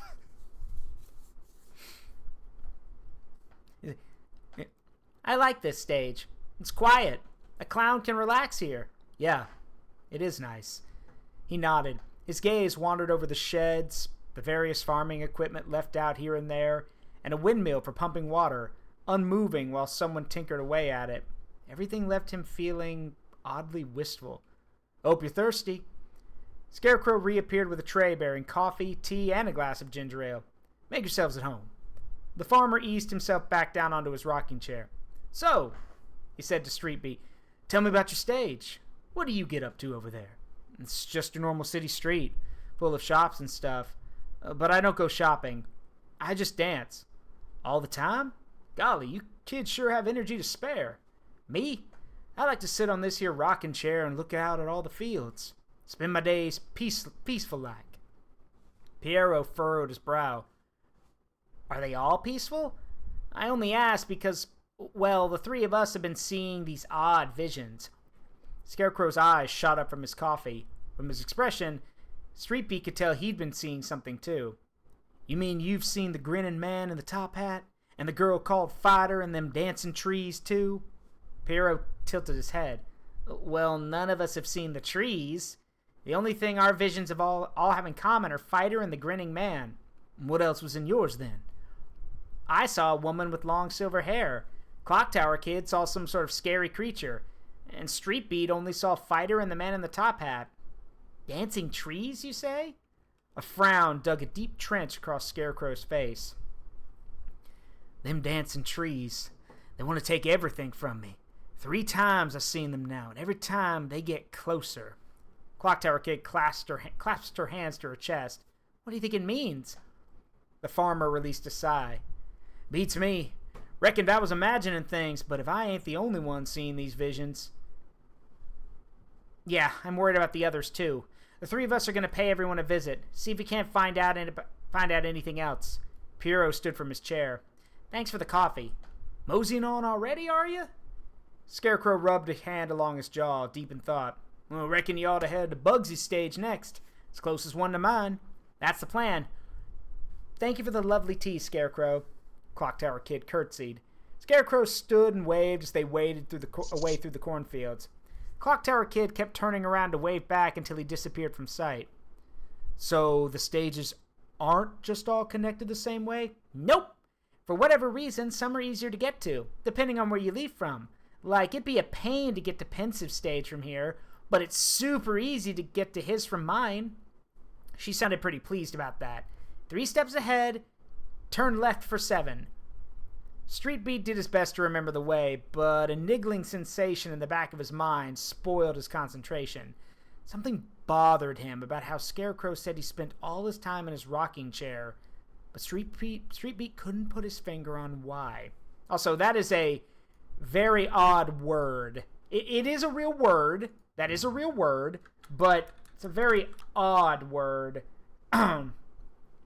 Niggling is an adjective. It means causing slight but persistent annoyance, discomfort, or anxiety. Which is funny because that's like a that's a $3 word right there. What do you mean? It's a.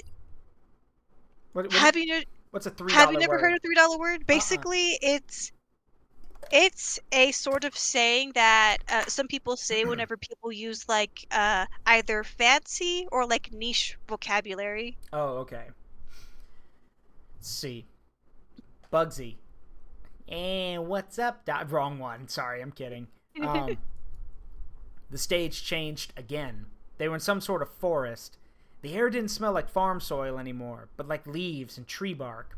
Trees of all shapes and sizes towered on every side of them, and at their feet blossomed beautiful flowers. Clock Tower Kid poked at an adorable little mushroom. Its umbrella-shaped cap deflated as out from the folds puffed sweet-smelling spores, and after a few seconds, the cap ballooned back out. Cool, huh? I call them aroma shrooms. They smell different depending on the color. She poked and prodded mushroom after mushroom. Curious, Street Beat decided to try poking one for himself. But before he could, a voice called out from behind them. He spun around and saw a girl of about his age with a shy smile on her face. Hi, kid. I knew it was you as soon as I smelled the aroma shroom. Good to see you too, Pensive. And the girl, Bugsy, fixed her eyes on Street Beat. Street Beat. Nice to meet you. Yeah. Same. He gave her a quick dip of his head in greetings. It warms the cockles to see you well, your Bugsiness, Pensive said, sweeping a bow that would have put any court jester to shame. What do you think of my state, Street Beat? She stifled a giggle at the clown's antics. Street Beat cast his eyes around the forest. It was not densely wooded, so there was plenty of sunlight filtering in through the leaves. And, unsurprising for a stage belonging to a kid called Bugsy, the place was crawling with bugs. Beetles, ladybugs, ants. All of them as big as puppies. No! Fuck that! Absolutely That not. sounds cute. No! Yes! You Bugs are cool. You do... Amina. What? Bugs are cool. They're Amina, cute. we went to a biopark together, and you saw that there are some bugs that are carnivorous. Yeah, I petted some. You saw me pet them. Yeah, now imagine what would happen if it was as big as a dog. Ah, it's a little baby.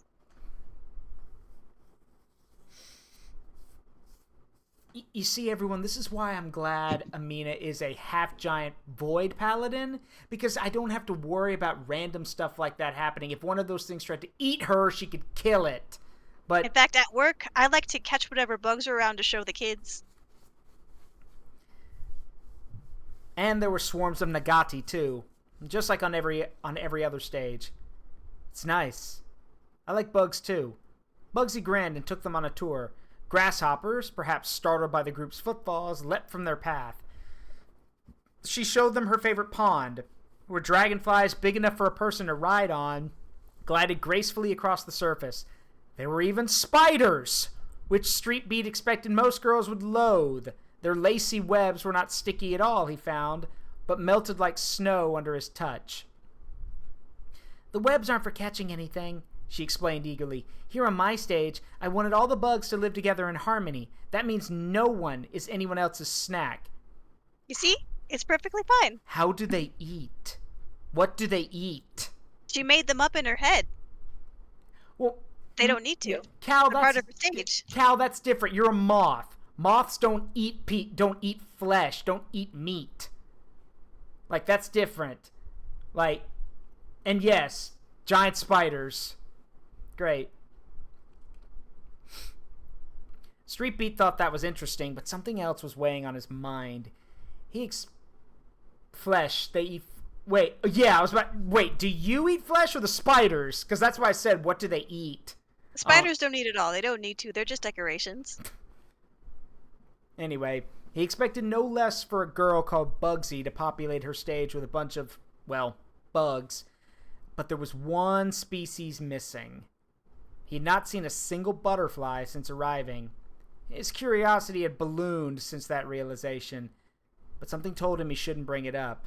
I mean, what if Bugsy reacts to the word butterfly the same way Clock Tower Kid reacted to cat?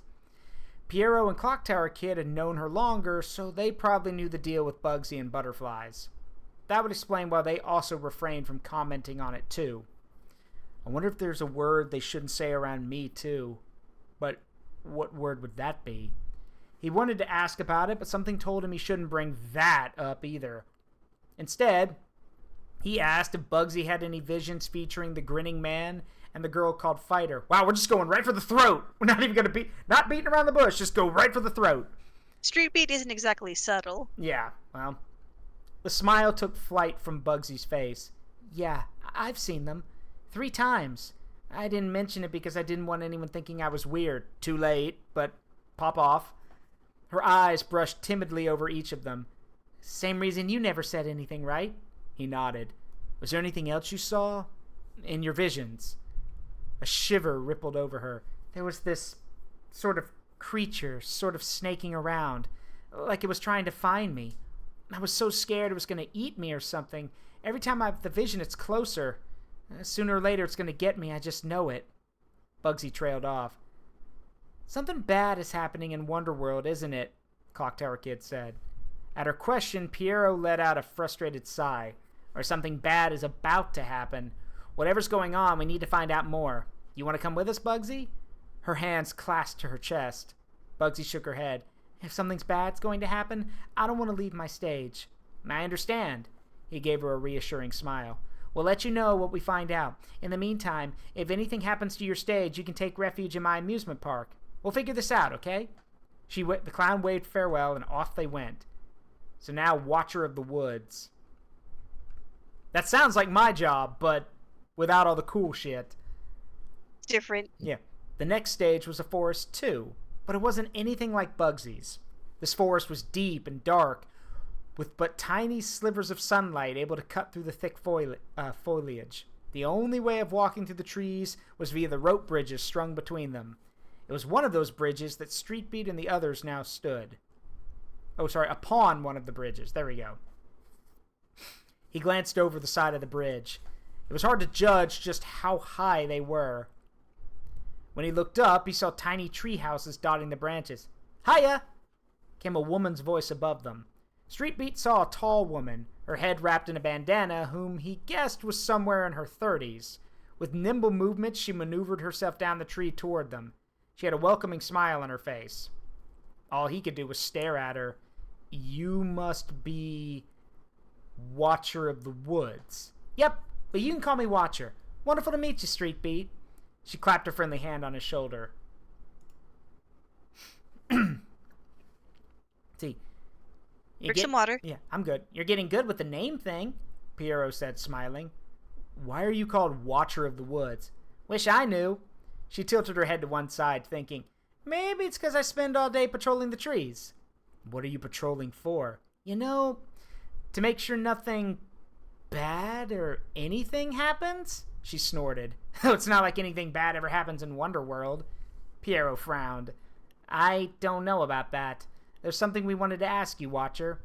Seeming to glean the gravity of the situation from the clown's tone, she said, let's talk at my treehouse, and led the way. Again, sentence structure, it annoys me. It's not very good.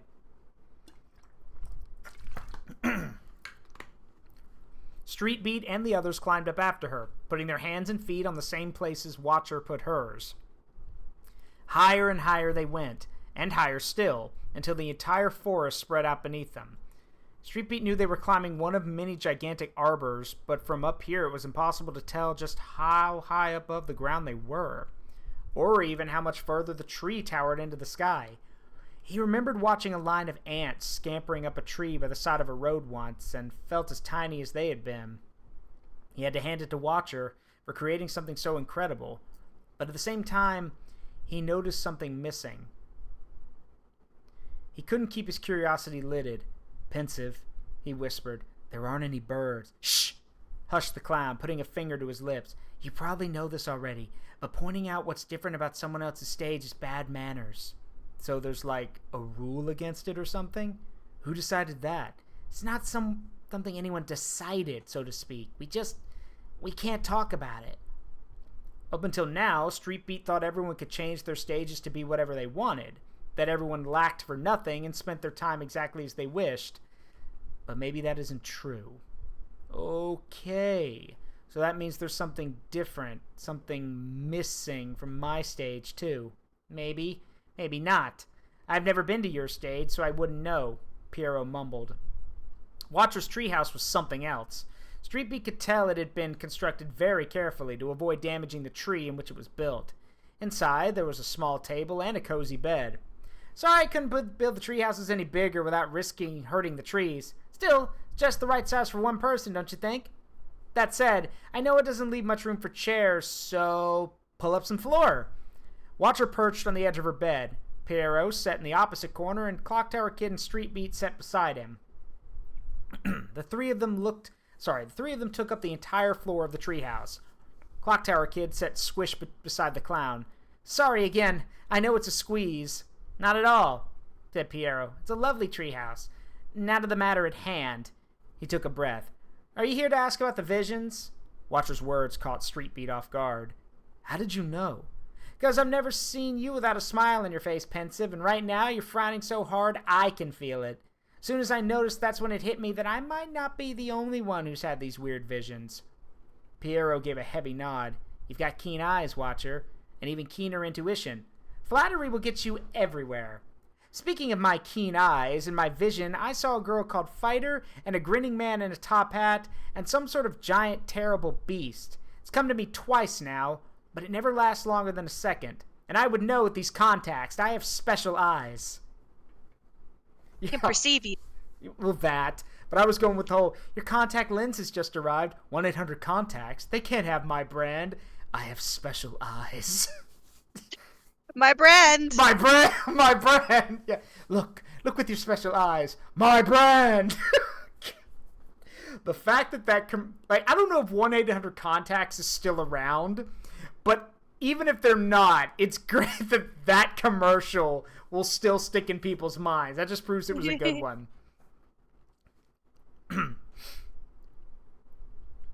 So Fighter and the Grinning Man are the two constants between all our visions. Otherwise, we each see something slightly different. Like what? Clock Tower Kid sees some sort of scary creature. I see a woman with long silver hair. We just came from Bugsy's stage, and she said she saw a creature snaking toward her. She said she thought it wanted to eat her. The giant beast I saw wanted to destroy everything. That's the sense I got from it anyway. She shuddered. Any idea what it could mean? Not a clue. Watcher turned to Street Beat. What about you? What did you see?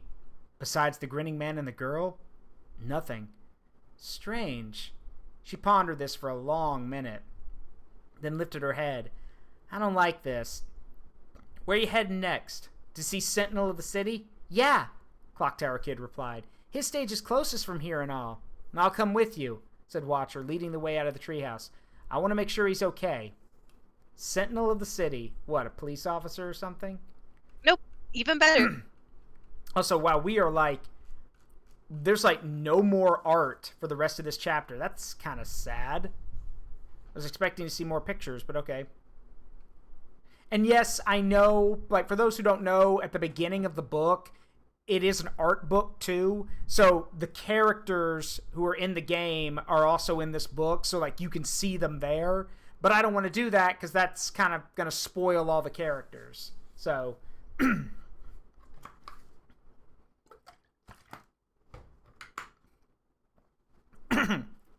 Excuse me. 1 second. It's good. Let's see. Wait, hold on. Wait a minute. Cringe detected. Okay. All right. That's in non-speakers. You need to look in non-speakers. I saw. Cringe detected.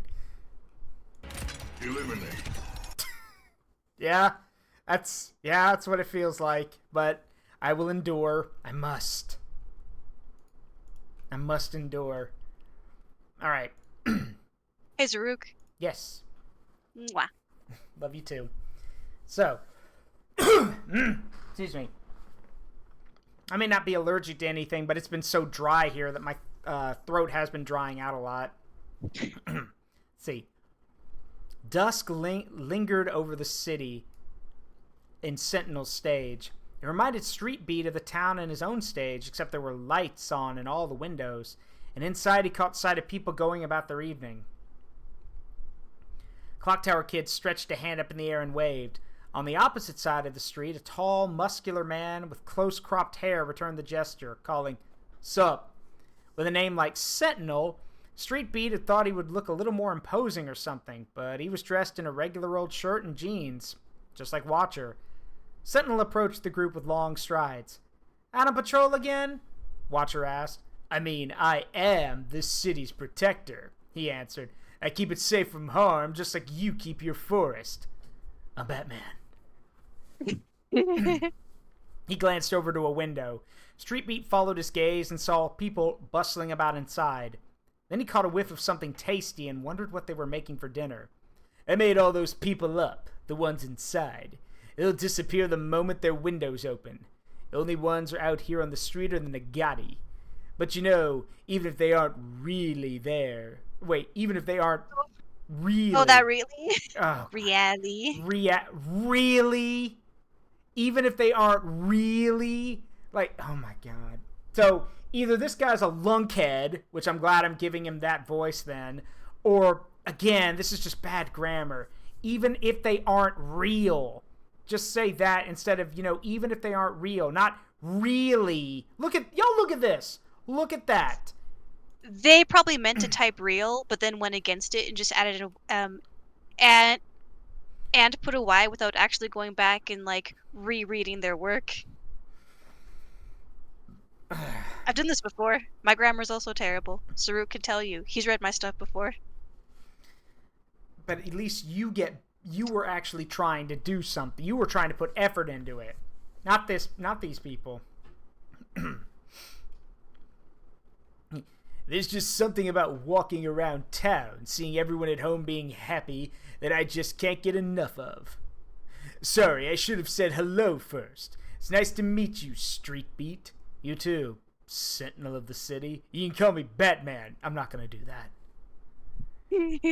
He held out his hand, and the man gripped it in a firm shake. Call me Sentinel, he said with an easy grin.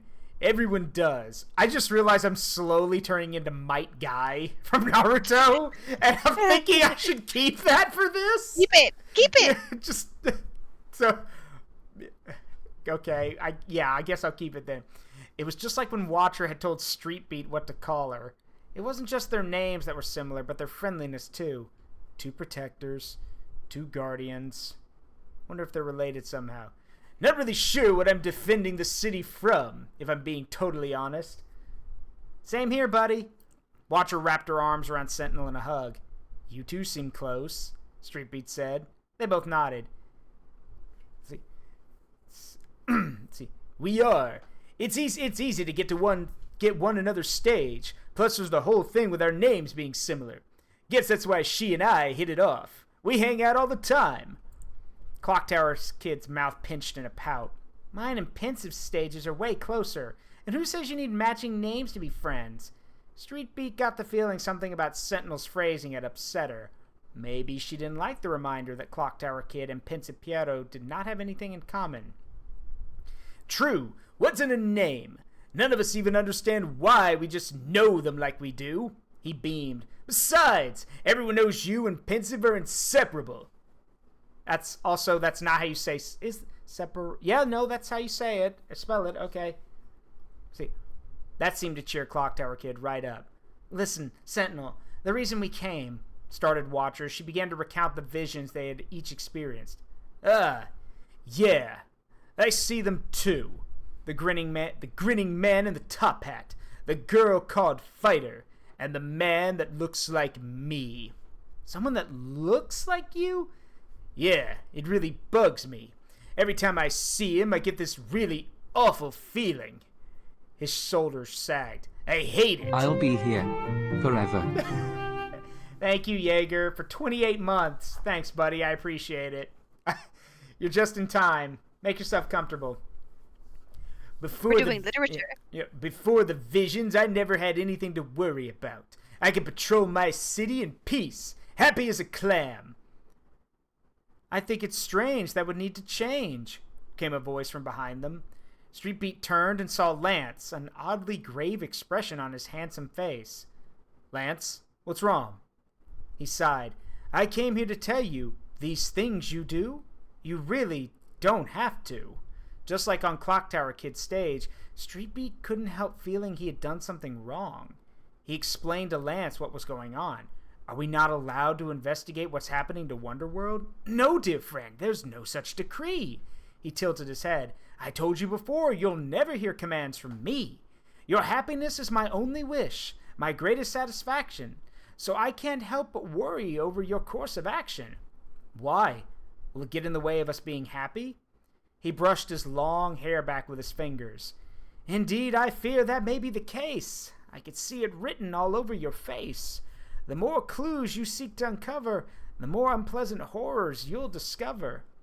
But I don't think any of us will feel better until the visions stopped, pressed Street Beat. I want to find out what's causing them. Well, if nothing I say can dissuade you, then there is nothing I can do but aid you. If ever you find yourselves in trouble, call for me, and I'll be there on the double. Lance let out another sigh, then turned on his heels and disappeared down the street. Well, what should we do? Sentinel's brow furrowed, and he cast an anxious glance over the rest of the group. If Lance is that concerned, should we really keep going? I don't know about the rest of you, Street Beat said, but my mind's made up. I want to meet everyone else here in Wonderworld and figure out who Fighter and that grinning man in the top hat are, and why the rest of you all see something else, but all I ever see is the two of them. Sorry, well, you have to count me out, said Watcher with a shake of her head. Talking to Lance has me all sorts of worried about my forest now. I need to get back on patrol, and I need to stay in my city, too. A stoic expression turned Sentinel's face stony as he glanced around the streets. Someone has to protect it.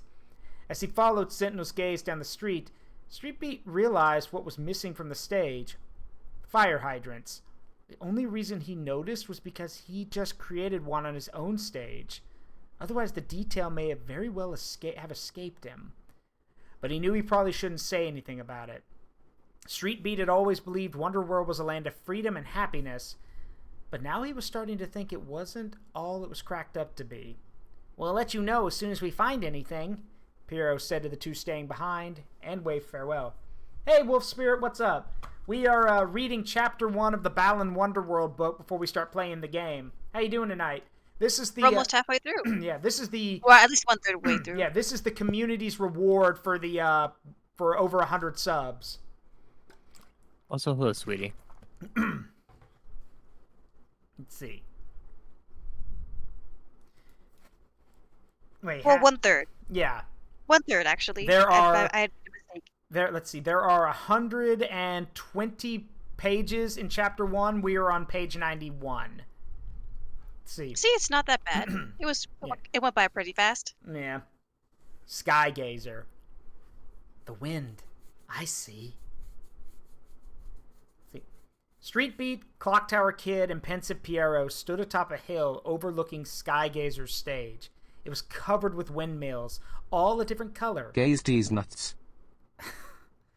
All spinning round and round in the breeze.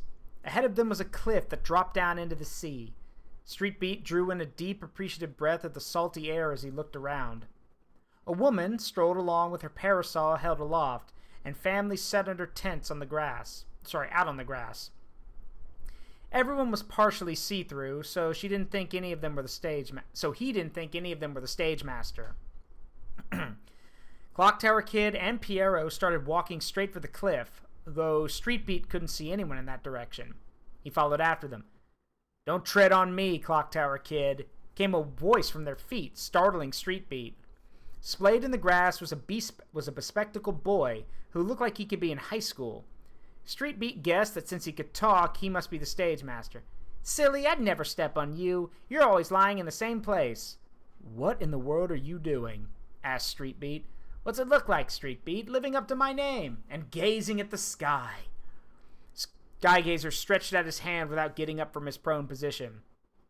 He took his hand and shook it. "Is that all you ever do?" "Yup." "Don't you get bored?" "Nope. There's a nice breeze and plenty of clouds come drifting by to entertain me. Cumulonimbus, Cumulus, Nimbostratus, Cirrocumulus. Cirrostratus are my favorite. I like the way you can see the sun haloing through them." "What about when the breeze stops and there aren't any clouds?" "Oh, I love a good clear sky.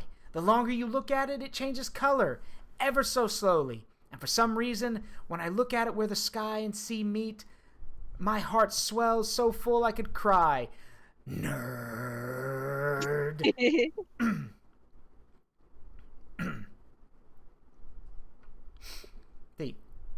Out in the sea was an oddly shaped island. As he looked at it, its name materialized in his head. "Is that Cetacean Island?" I don't know how you... Cetacean. It's like a whale. Yeah, Cetacean Island. Clock Tower Kid stared at Street Beat in shock. "Hey, it's not just people you can name now." What's on that island?" Skygazer let slip a snicker. "Who knows? Didn't you create it?" "Nope. I made everything else here, but I had Lance make that island. I mean, where's the fun in knowing every single detail about your stage? I wanted someplace mysterious, somewhere even I can't go." Clock Tower Kid tilted her head. "You're weird. What's so great about not knowing something?" She may not have understood, but Street Beat thought he got where Skygazer was coming from. The bespectacled teenager stretched a hand toward the sky. "Cetacean Island, the sky. They're both so far away you couldn't reach them if you..." His hand froze. Surprised, Street Beat glanced back down at him. The teenager's eyes were unblinking. His teeth gritted as beads of sweat slipped down his face.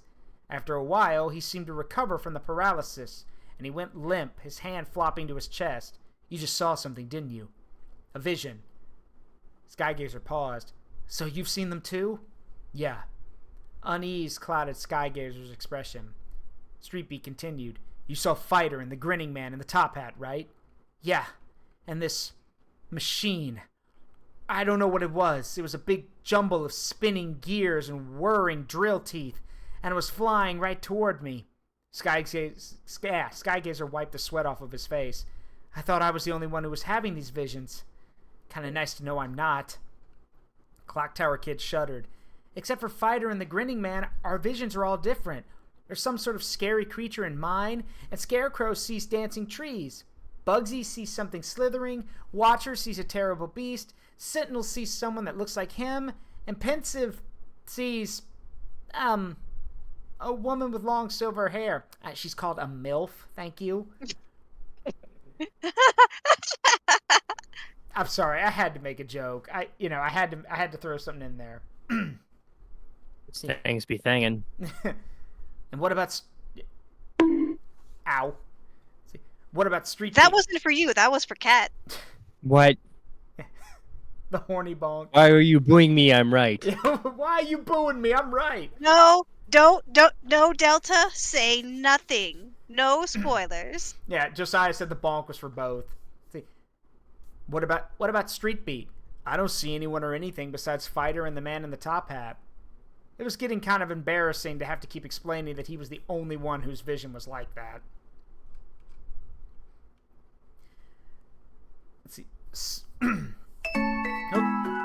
Hey, Delta the Husky, thank you for the follow. Welcome to the Forest of Memories. Please make yourself at home. I'm Zaruk Windcaller. This is my girlfriend Amina and my buddy Cataclysm, or Whitley. And we are currently reading Chapter 1 of the Balan Wonderworld book. This is my reward to my community for helping me get to get to 100 subs. So I'm going to read the first chapter of the book, and then we're going to play part of the game, and we're going to basically read the whole book, and then also 100% the game. Pity 100 me. for 100. Yeah. But if you'd like to ease his suffering, you could give him some generosity. Stop that. Stop. Woman with long silver hair? Since when was Sephiroth transgender? Yes, like, also, wait, woman with long silver hair, since when was Sephiroth transgender? Sephiroth is just... Well, I mean, Sephiroth's mom has long silver hair, so... Yeah, maybe don't say that. Yeah. Just a thought, maybe. Yeah. Just saying. Like, Thank you. Yeah. Funny, I guess. Haha, but like, Cat has silver hair. Yeah. Cat, Does are that you make transgender? I have plans for a form later on, but not right now. Not last I checked. That's fine. Just white hair pretty on women, white hair pretty on men. It just, yeah. It is. No, silver hair is pretty on men and women. It is. That's true. I agree, says the paladin with white hair. It was funnier in your head. I'm sure it was, Furry, but just did. I go get my water bottle and what the fuck. Back to the book. Let's see. Something must be happening to Wonderworld. Or maybe it's about to, and these visions are premonitions. Skygazer propped himself up on his elbows. I'm worried about Seagazer. I knew you would be, said Clock Tower Kid, smiling. You two are best friends, huh? Yeah, I don't know why, but I feel like the two of us are really similar, even though we don't have a single thing in common. I mean, Seagazer's really cool, and I'm just plain and boring. You shouldn't be so hard on yourself, said Piero. Then he told the teenager about Lance's warning. Unraveling this mystery might lead us down a pretty unhappy path. Skygazer stood up, staring at the sky, lost in thought for a few moments. In any case, I want to make sure Seagazer's all right, he said and strode off. Skygazer walked a lot faster than Street Beat had expected from someone who spent all his time lying around. It was all they could do to keep up with him once he really got going. There were a few big boulders dotting the path, but Skygazer climbed over them no problem. He was in better shape than he looked. He kept up the breakneck pace even once they got to Seagazer's stage. Street Beat figured that he was too worried about his friend to slow down. Their names were similar and their stages were close together. Street Beat thought there must be something connecting them, even if they themselves didn't even realize it. Seagazer. A girl with her long hair pulled back in a ponytail sat on a beach blanketed in shore bindweed? Do you mean... Okay. What kind bindweed is a thing, though. Oh, it is? I bet you they mean seaweed, but I mean that it is a thing. The bindweed is the little scraggly parts that connect the actual stem to the seafloor. Okay. It's also a type of flower, apparently. Mm-hmm. But it's poisonous. So That Probably checks just out. the Yeah. a seaweed part. Skygazer rushed over to her, as if she sensed him coming. No, thanks, Cataclysm. I appreciated that. Yeah, no, you're fine. Seagazer turned her head slowly to face him. You okay? He's like, you okay? He asked. Why wouldn't I be? I mean, because... Never mind. No reason. He mumbled. Pretty sea today, as usual. Sea geese, sir. Isn't it? She agreed in gentle delight. Oh, hello, Street Beat. Wonderful to meet you. He shook the hand she offered. Though she was of a sunnier disposition than Skygazer, Street Beat got the same vibe from her as he did from the bespectacled teenager. Skygazer had been right. They really were similar. Clock Tower Kid waded into the surf until the waves lapped at her knees. You're still such a kid, grinned Piero, then proceeded to splash into the ocean after her. Street Beat joined them, figuring they were leaving it up to Skygazer to explain why they were here. A school of multicolored fish swam around their legs, nibbling softly at their bare skin. Ah, yes, sea piranhas. Terrifying. I've never seen They're gonna one. eat you. Yeah. They're gonna eat your friggin' toes. Yeah, what's the I'm trying to remember, isn't there a I'm trying to remember, isn't there a type of fish that eats dead skin or something? Yes. That's most fish, if you really They're think great about for it in the long run. Yeah, was it the doctor fish or whatever? They're great for like helping clean out injuries and for skin exfoliation. Yeah, because I remember there's like certain places in the world where you can like put, if you've got like dry cracked feet or whatever, you can put them in there. The fish like literally just basically pedicure your feet. And they tickle. Yeah, they're not. Oh. Hmm? Okay, there's rufa fish, which are the really small ones. But they do have teeth, so be careful because they can break skin if they're Yeah. going it. Gura. Actually, the full name is Gara. It might be Japanese. I'm gonna have to think about it a little harder. But the full name is Gara rufa, apparently, and they are mostly commonly used for fish pedicures. They don't eat your dead skin. They usually don't want to eat your dead skin. They usually just eat plants, but they do it because they're so starved. So they'll try and eat human skin for substance being toothless. They can bite only second for rest. That is not the one everybody knows. Those are like, there's another one that actually does do that, but that does sound very that's not great. So they eat chihuahuas. Yeah, so they eat skin because they're starving. Ugh. Some of them do anyway. That's sad. That's not good. Yeah. No, and then there's like sad. and then of course everyone knows the whole thing about piranhas, where like if you fall in piranha water, like you get turned to bone in an instant. That's not true. But piranhas can like, do a lot of damage if you get, like, it's not like in games or in movies where like you fall in and you get turned to a skeleton in like a few, like, 5 minutes. It's like, but they do like, they swarm things and they do a lot of damage. So, let's see. They really are best friends, huh? Well, maybe it's because their personalities are so alike. Or maybe something else binds them together. Piero grinned. And there's their names. I keep telling you, Clockwork Kid protested, pouting again. You don't need matching names to get along with someone. That really gets on her nerves. Street Beat had never really cared one way or another about anyone besides himself, but he was starting to warm up to Clock Tower Kid. Whoa! She said suddenly. What is it? Piero peered at her. Street Beat smiled. I've never seen him smile before. What? He said, taken aback. I've smiled tons, haven't I? Not that I've seen. You're always all frowny. I didn't think you could smile. Give me a break. She's right, Street Beat. I don't think I've seen you crack a smile once. I don't think I've ever seen you cry once either. I'm a lot tougher than you think. The three of them debated their way back to shore, returning to where Seagazer and Skygazer sat among the bindweed. Skygazer's glasses had slid a little ways down his nose, and he prodded them back up. She's all filled in. Seagazer shivered. I've had the visions too, but in mine, there's a horrifying sea monster trying to kill me. Kill you? Said Street Beat aghast. What do you think it is? I have no idea, she said, frowning. All I do is sit here and stare at the sea. That's it. I've never even dipped a pinky toe in the water. Skygazer sighed. I'm staying here for a bit. I can't imagine... Skygazer sighed. I'm staying here for a bit. I can't imagine any creature like that in an ocean you created, but I'm not leaving you alone when there's something out there that wants to kill you.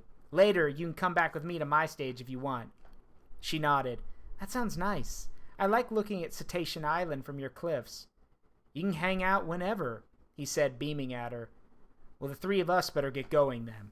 They waved farewell, and Seagazer must have created the ocean on her stage because she liked it. But Streetbeat thought it was strange that she never even went into the water. So how many people are left?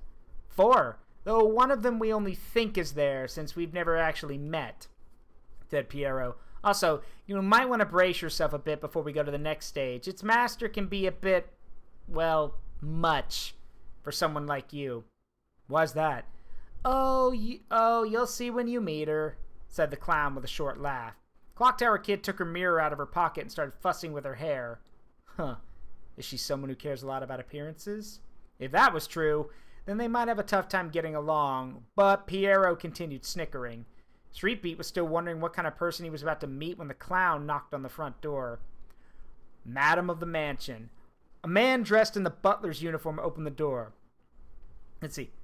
Welcome, he began, but was quickly pushed aside by a plump woman, Madam of the mansion. Darlings, absolutely marvelous to have you on my stage. She beamed as bright as her clothing, ushering them all inside. He said, you must be Streetbeat. Somehow he had ended up front and center. He tried to take a step back behind the others. Yeah. Nice to meet you. Lovely to see you, all of you. It's always such a pleasure. I can't recall the last time I hosted such a large soiree. We shall need tea and nibbles, of course, both of which I have an ample supply, and then we could simply chat the day away. She spoke so quickly as she guided them through the mansion that Streetbeat could barely tell where one sentence ended and the other began, much like this book. Nibbles. The butler bowed and strode off in another direction, most likely to fetch them drinks and snacks. Madam of the mansion kept her arm around Streetbeat's shoulders as she led them through her home. It was hard to tell if she was always this friendly or if she was just especially keen on new acquaintances. Her house was everything he would have expected from her name. All sorts of furnishings crowded the rooms. The console tables were decorated with beautiful vases and elaborate handicrafts. Exquisite tapestries hung on the walls, and finely detailed carpets ran the length of the floors. Curtains bearing colorful floral designs framed the windows. The obvious high quality of everything on display impressed Streetbeat, even if none of it was exactly to his taste. Peasant. Look. I'll be the first to admit, I may not She's actually really nice. I know. I may not be a fashion guy, and I may not be a high society kind of guy, but even I, could be like, oh yeah, that's some good-looking stuff. I can develop my taste to nicer things. So that's why I'm saying peasant. Because, look, it's okay. Look, it's okay to have a liking for the finer things in life. That's not a problem. So Leo's a very precocious kid. Mm-hmm.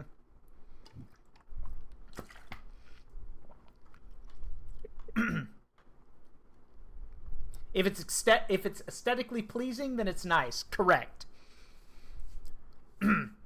We'll start with some tea and cookies before the main meal. Then we'll be able to chat as long as we like. Sit, darling, sit, said Madam of the mansion, flapping her hands at them as if to push them down onto the sofas. Hey, I do that too. My hands always have to be doing something. She, on the other hand, could not seem to sit still. Yep, that can be me too. Her movements were expansive, her stream of chatter endless. I feel called out. I feel a little called out, not gonna lie. Maybe that's something about the madam I hadn't picked up on before. Yeah, an overly energetic hostess with ADHD. And apparently they're thick too, according to the description we're getting. To be fair, most people who are wealthy in some form or fashion are kind of eccentric. They probably have. Oh yeah. They probably have a few things about them. I wouldn't be surprised if a lot of them have ADHD or ADD or something. When you think about it, they kind of have to be because they were born into a reality that is not what normal people would normally experience in situations. Hello? Okay. Yes, you're right. And the good ones, The good ones are the ones who are able to process that early on and be like, doesn't matter what I have, I need to remember what everyone else has too. And they can tell the difference between those. That's how you end up with people like Keanu Reeves, for example, who, fun fact, because we're talking about mansions and everything, fun fact, Keanu Reeves is a very wealthy actor, like extremely wealthy. Very. He could probably have any house or mansion he wanted. He could build whatever he wanted. Guess where he lives instead? He still lives in a big house, but it's definitely not. No, he doesn't.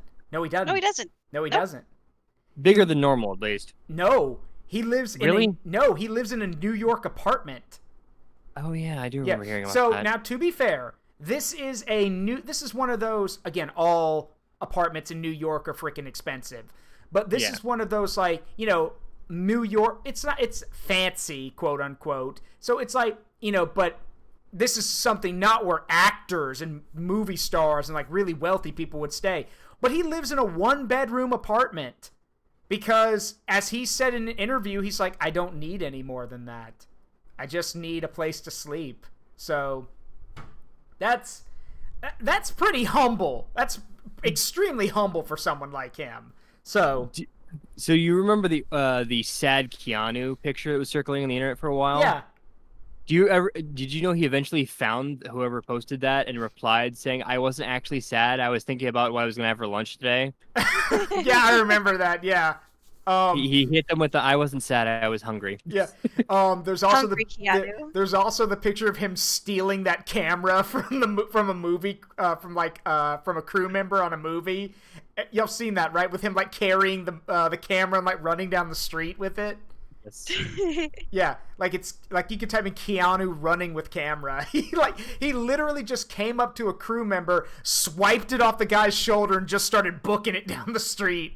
You know what's really funny? There's also, this is going to be a deviation because now we're going to be talking about Spider-Man here for a second. Then we got to get back to what we were doing, my bad. But there is footage of the 3 different Spider-Mans going through checkpoint. Tom notices paparazzi, waves hi.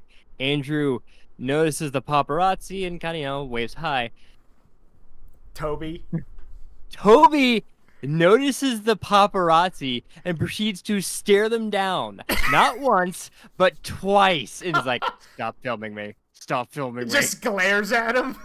Yes. It's like it played the "you've been spotted" sound on the video I was watching, but not the Metal Gear one, more like the like you've been spotted by like a camera beast and like freaking like Bendy and Ink Machine or something shit like that. Something like a demon noticed your presence. The horde has been alerted, kind of bullshit kind of going on. You know why he does that, right?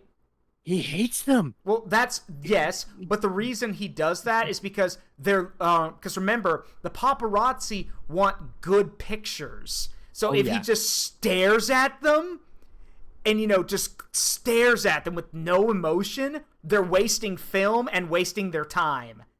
That's why he does that. That's why he does that. The funniest thing is you also remember why he always wears the same outfit when he goes out now, too, right? Yeah. Same deal. He wants to fuck with their pictures. Yeah. If he's always wearing a gray t-shirt and jeans, yep. all they're ever going to get of him is a gray t-shirt and jeans. Yep. I think... let's get back to the business. I'm sorry, man. So, it's cool. It's cool.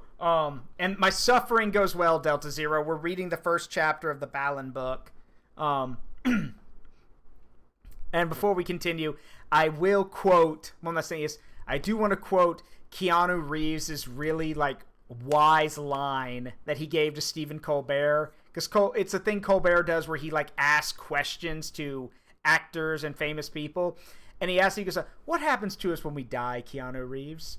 And Keanu's like, and he sits back in his chair. I know that the people who love us will miss us. That's it. And he got a round of applause from the crowd. Because it was probably because he goes, I don't, he just said later, he goes, I don't know. But what matters is that all the people who do care about us won't have us anymore, and that's tragic. And I'm like, wow, that's probably the wisest thing I've ever heard come out of a man's mouth. And then you realize that Keanu's basically immortal, so he's been around long enough to pick up some wisdom. So, Let us continue. Yeah. All of a sudden, Madam of the Mansion froze. Shh! She pressed a finger to her lips, pointing to a corner of the room. Can you see them? The three of them turned to see what she was pointing at. Street Beat stared and squinted but couldn't see anything, yet he could sense the presence of something. They're gone. Madam of the Mansion let out a shaky sigh of relief. Clock Tower Kid clutched Piero's sleeve. I didn't see anything, but I could tell something was there. What did you see, Madam of the Mansion? I'm not entirely certain myself, darling. Some sort of fuzzy creature, not Nagati. These things are all sorts of different colors. They started appearing every now and then on my stage, and some of them were on Checkered Kings the last time I visited too. But I only got a brief glimpse of them, so I thought I was just seeing things, and didn't mention it to him at the time. Something is happening to Wonderworld. Streetbeat and the others brought Madam of the Mansion up to speed. The blood drained from her face. I've seen Fighter and that awful grinning man too. And there was also a wall in my vision. It was pitch black and coming right at me, like it meant to squish me flat. Piero let out a sigh. Something is definitely happening to Wonderworld. Have you spoken to Checkered King yet, darlings? As wise and knowledgeable as he is, he may be able to help figure this out. Well, Piero recounted Lance's warning. Madam of the Mansion frowned. It seems I spoke rather hastily. Perhaps it's best to stop chasing mysteries, as Lance suggests. I shudder to think what could happen to everyone in their stages. Piero shook his head. I'm not giving up. Not when I feel like we're on the verge of something terrible happening. Not without figuring out what's causing these visions. Madam of the Mansion was quiet for a moment, and when she spoke again, her voice was barely above a whisper. In that case, I shall come with you. I'd like to tell Checkered King of the fuzzy creatures myself. Yeah, we're almost done, Cal. I think we've got, like, what? Yeah, we've only got, like, 18 pages left. The Checkered King. Checkered King's stage was a town straight out of the Middle Ages. Street Beat couldn't tell if the passerbys were artisans or merchants, but all of them were dressed in medieval garb. There were lots of kids playing, too. Judging by the smile on everyone's face, Street Beat surmised... God, this reading is horrible. This is still chapter 1.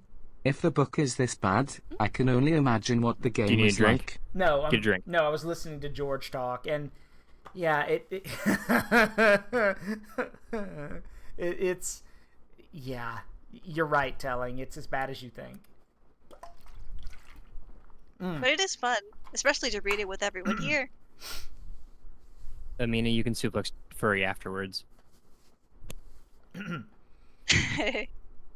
Judging by the smile on everyone's face, Street Beat surmised Checkered King must be a fantastic ruler. Street Beat, Madam of the Mansion, and the others made for the king's castle. At the gate, they were met by an armored guard. Hail, Master's Clockwork Kid! Piero, Master of the Mansion, and... Who might this be? Piero leaned over to Street Beat to explain. The people we create on our stages aren't capable of knowing our names, so you'll have to introduce yourself. Oh, he said. I'm Street Beat, I guess. Be most welcome, Master Street Beat. Be most welcome, one and all. You may enter. First of all, it wouldn't be... No, Clock Tower Kid and Madam of the Mansion would be lady, not master.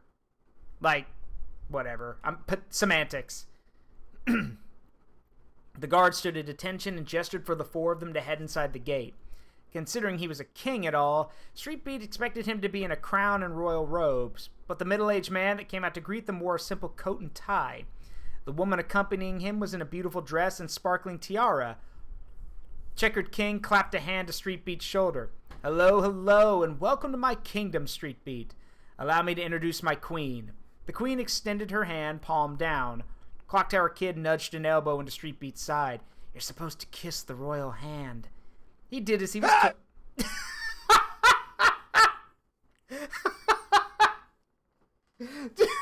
Yeah. Yeah, that would be my reaction too if someone told me to randomly kiss someone's hand.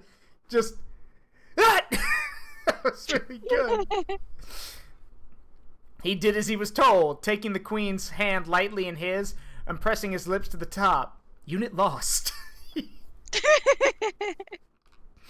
Mission failed. We'll get him next time. Yeah. my skin hurts. Oh God, Cal, you all right? What's wrong? She's just cringing. Yeah. Also, I randomly tell people to kiss my ass all the time. Well, that's a bit different. Let's see. Her hand was see-through. He should have guessed the queen was also the Checkered King's creation. You've come at the perfect time. The jousting tournament is about to begin. King Checkerboard led them to the balcony. I think that's a misprint. He's the Checkered King, not the Checkerboard King. Yeah.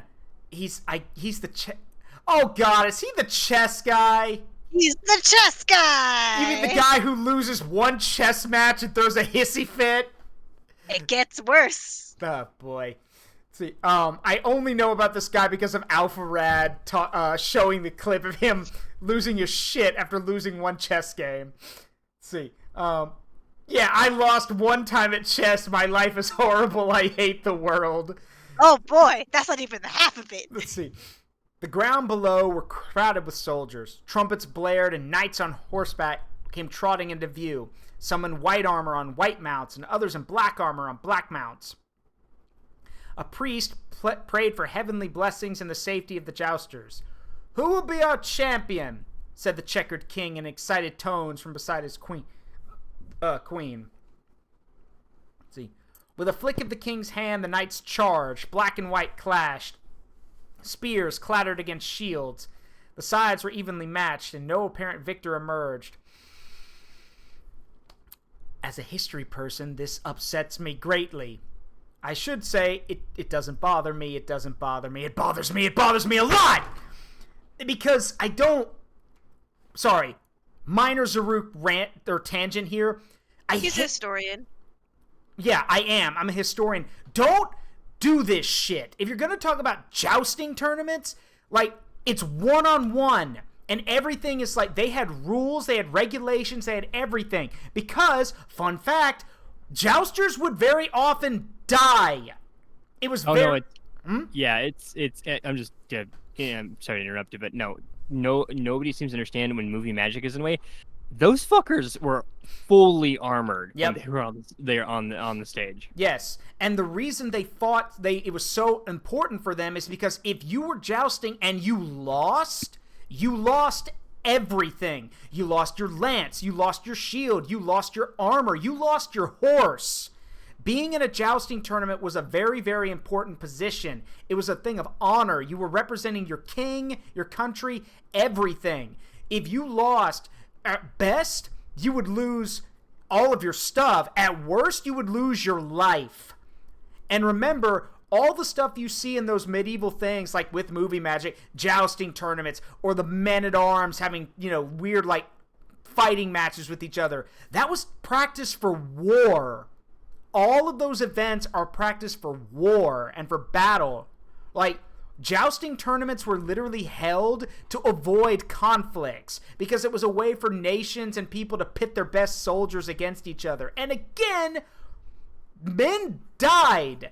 Like, remember, this is a horse going full tilt in armor with a dude on top of it with a lance that is sharpened. And it's made out of wood, too. If you don't block that with your shield, it's either going to go through you, or hit you so damn hard that you're going to fall off your horse and break something. Or break yourself. That's what happened to Henry VIII. That Henry VIII, the famous one everyone talks about. He fell off his horse in a jousting accident and actually suffered a brain injury. It's why he became utterly he was probably already like that, but the brain injury accelerated his psychosis, which is what made him more nuts. It all happened after the injury. These guys died, so that's why it annoys me, because for them to be like, oh, it was groups of them fighting each other. No, it would have been one-on-one combat. Just, I have brain damage. I have drain damage. I'm sorry, untactful. I have... You see, and the drain damage, and the drain damage, and the drain damage. Like, yeah, that. Let's see. So, they're here, cried Madam of the I Mansion. have a brain injury. My brain is injured. Ow. Ow. As one, they all turned to follow her finger. This time, Street Beat saw them. fuzzy round somethings leaping atop the castle wall. At Madam of the Mansion's cry, the soldiers began scrambling every which way. The queen clung to the checkered king. "Seize them!" commanded the king. All the knights, black and white alike, reared their horses up the stone steps. What? Yes. What? They sprouted Heelys and Heeled up the steps. You see, they closed in on the creatures from all sides, but at the very last instant, the colorful furballs vanished. What in the world were those things? "I've seen them before," said Madam of the Mansion to the consternated king. "Lately, they've been pestering me on my stage. That's why we're here," said Piero, and launched into an explanation. The king scowled. "I've had visions, too, of a grinning man, and a girl called Fighter, and of a golden chalice. I believe it may be the very chalice mentioned in the ancient legends. I ordered my knights to scour the realm, though hitherto none have found it. But I am concerned by Lance's warning." The king fell deep into thought. The tournament had started up again. Clock Tower Kid watched the knights enraptured, but the Checkered King stood with his arms folded across his chest and his eyes shut tight. The queen watched him with a worried look on her face. After a while, he opened his eyes. "I've never given it much thought until now, but I've realized I know next to nothing about Wonderworld." "What do you mean?" asked Street Beat. The king sighed. "Everyone is master of their own stage, each fashioning it in whatever way they like.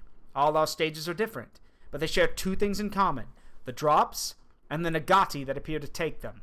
Oh, and every so often Lance comes to show us how to improve our stage. Never have I wondered what the drops or the Nagati are." "Neither have I, now that you mention it," said Piero, nodding. "And our names. Street Beat, you said you never even knew you had a name until you met Clock Tower Kid, isn't that right?" "Likewise for me. The first time I realized I needed a name was when I met Clock Tower Kid, when she brought Madam of the Mansion to visit. Otherwise, we wouldn't be able to communicate." "What do you mean?" asked Clock Tower Kid. Madam of the Mansion looked at Checkered King with unease, pinching her face. "Wonderworld is the name of this place, right? And we need names in order to distinguish one thing from another. So if this world has a name, it must be to distinguish it from another world, and..." He trailed off. "And..." prompted Street Beat, but the king shook his head. "No, I'm spinning yarn from air. It's an outlandish theory. Forget I said anything." The way he was talking made Street Beat want to ask more questions, but he kept silent as the Checkered King fell back to thinking. "Well, we better be on our way." The Checkered King made to move after them, but the queen took hold of his sleeve. She shook her head, her eyes sorrowful pools. "You're right, my dear. My kingdom needs me here. I'm sorry, my friends, but I cannot go with you. I'm concerned about my mansion as well. I wish I could go with you, but I must return home," said Madam of the Mansion, her gaze cast downward apologetically. The Invisible Custodian. Whoa. Street Beat gazed around the stage, which belonged to a man called the Invisible Custodian. They stood amidst ancient ruins. Before them stood a giant temple, solemn and silent, blanketed in moss and vines. Flowers blossomed between its cracked stones, and birds flitted about its crumbling archways. "See, this is good. This is good. This is good writing. There's something with this one. This one's good." The guy finally pounded 2 5-hour energies to keep going, and then he just lost himself again. Clock Tower Kid started walking toward the temple. "This stage is just like yours, Street Beat. All quiet and pretty. This doesn't look anything like mine." She clapped a hand to her mouth. "Yeah, you're right. I don't know why I said that." Her cheeks reddened in embarrassment, and she sped away from Street Beat. He took the chance to look around again. Nothing but Nagati picking up drops like always. No sign of those fuzzy creatures from before. They came upon an older gentleman inside the temple. With a name like Invisible Custodian, Street Beat had envisioned him wearing a work uniform or something, but he was dressed in a fancy suit. He had a polished cane in one hand and used the other to doff his dapper hat. "Hello, Clock Tower Kid. Pensive Piero, how long has it been?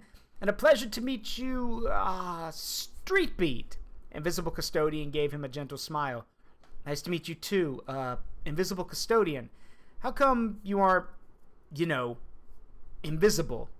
The man laughed. I have no idea why I have the name I have. The custodian bit is spot on, at least. I make sure to keep these ruins spick and span. Streetbeat wondered how dirty the ruins could really get with no one living in them, but he kept the thought to himself. Something told him it would have been rude to say. There's something important we came to talk to you about, said pensive Piero, and explained the visions. The custodian said when the clown had finished. What have you seen? The grinning man and the girl called Fighter like you, but that's all. Same as Streetbeat, said Clock Tower Kid, putting her fist to her chin in a very grown-up way. What about the fuzzy creatures? Have you seen those here? Sure have. He jerked his chin toward the other side of the path where they saw partially see-through fuzzy somethings. They're getting more and more visible. Clock Tower Kid's hand trembled ever so slightly. Something is happening to Wonderworld. Something big. I don't like the sound of that. His brow furrowed. I'm happy with my stage the way it is. Nice and quiet. I'm not keen on the changing. Piero folded his arms over his chest. I think we need to gather everyone together. We need to talk about this. All of us. It's pretty easy for everyone to get to my stage, offered Clock Tower Kid. How about we have the meeting there? The custodian agreed. But what about the last stage? The one all of us feel is there but haven't been to yet. Whoever lives there won't know the way. We'll just have to go find them.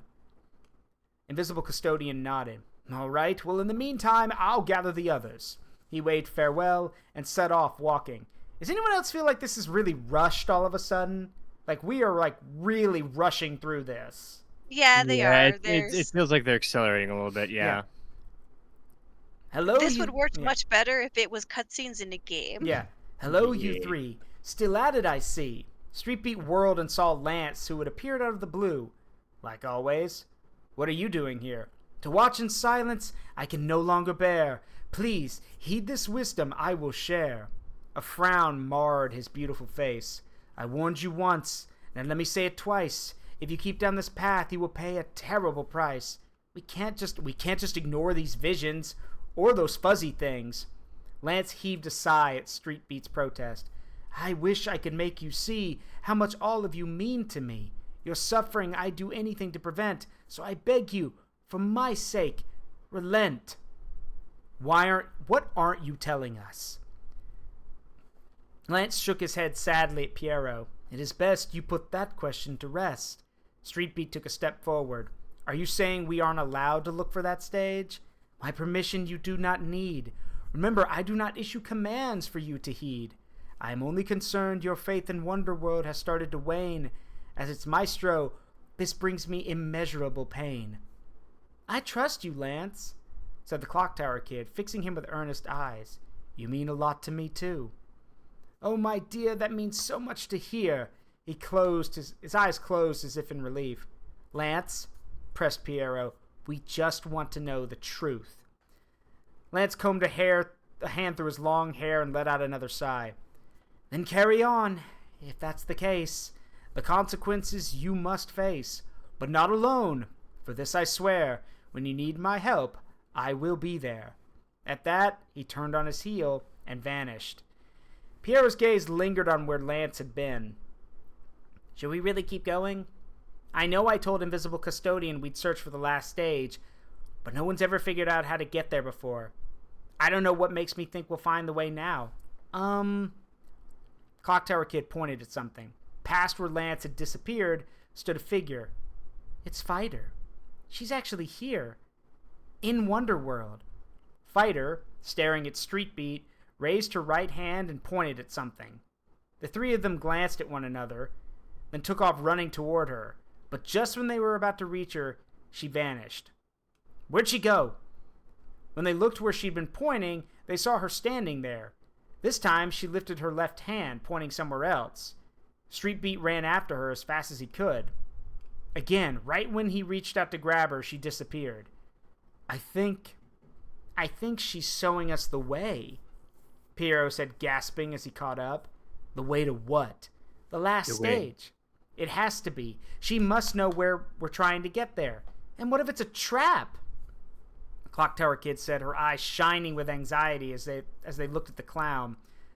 We won't find out either way if we don't follow her. The three of them approached Fighter slowly, and the closer they got, the more of her features they could make out. Her outfit looks kind of like Street Beats. Does it?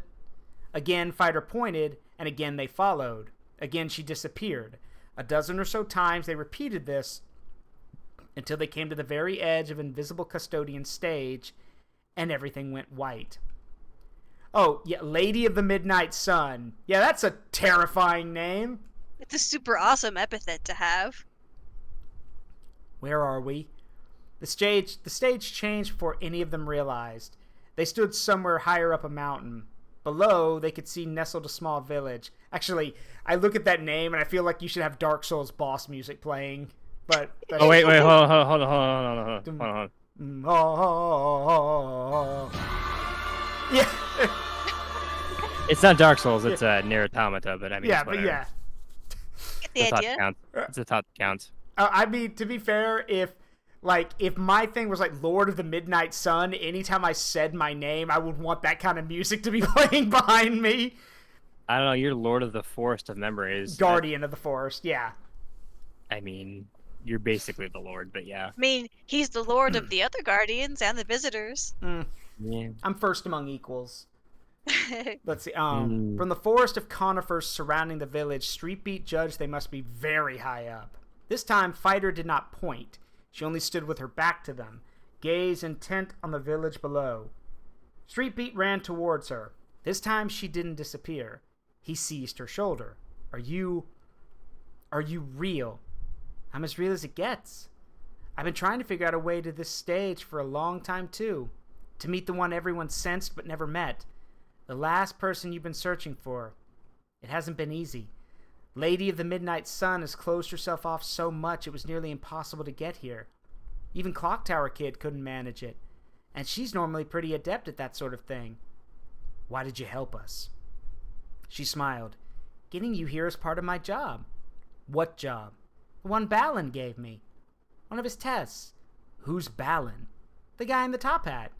You've seen him, right? Anyway, she said and started walking off. I'd stick around, but I've got something else to take care of. Wait, where are you going? But she vanished without answering. What's her deal? Clock Tower Kid said, staring at the place Fighter had disappeared. Who knows? Oh, just I'm looking up these names as I go through, and freaking Mad of the Midnight Sun's kind of a baddie, according to the wiki. Yeah, just a bad. No. I mean, she's obviously way too young, but like, dear Lord. Let's see. Who knows? But at least we're here. This is the last stage, right? The one you've been trying to find for forever? Let's go meet its master, Lady of the Midnight Sun, I think Fighter called her. At Pierrot's suggestion, the three of them made their way down to the village. Another town just like yours, Street Beat. Oh, sorry, that's Clock Tower Kid saying that. He pretended not to hear her. He already knew she wouldn't be able to tell him what made his stage and this one so alike, even if he asked. The sun beamed bright in the sky, and Street Beat figured if this stage belonged to someone called Lady of the Midnight Sun, that must mean it never sank below the horizon. By the side of the path bloomed a summer cornucopia of flowers. He figured they must love the endless sunlight. They came to a small park in the village center. On one of the benches sat a woman with long blue hair. She turned slowly toward... no. Yeah, oh no. She turned slowly toward them as they approached her. I don't recall inviting guests. The faint smile on her face was belied by the coldness in her tone. Street Beat had never seen anyone as beautiful as her. You're the Lady of the Midnight Sun, aren't you? Indeed. I don't care to deduce your names, she replied curtly. Street Beat floundered. Oh, I'm Clockwork Kid. That's Pensive Pierrot and Street Beat. Lady of the Midnight Sun's expression turned cross. You aren't going to leave my stage unless I tell you in no uncertain terms, are you? We came because we had to. Pierrot stood directly in front of Lady of the Midnight Sun. Something is happening to our stages, yours included. Something bad. Bad enough that I believe all of Wonderworld may be in grave danger. Grave danger. She let out barely a laugh. My stage is unchanged. Nothing has happened here. Are you sure? Street Beat took a step forward. Have you had visions of a grinning man in a top hat? a girl called Fighter? Her expression darkened. So what if I have? All of the stage masters in Wonderworlds have the same vision. We're trying to find out what it means, even though Lance keeps telling us to stay out of it. He did. Yeah, but that's exactly what has all us so worried. That Wonderworld we know and love might be destroyed.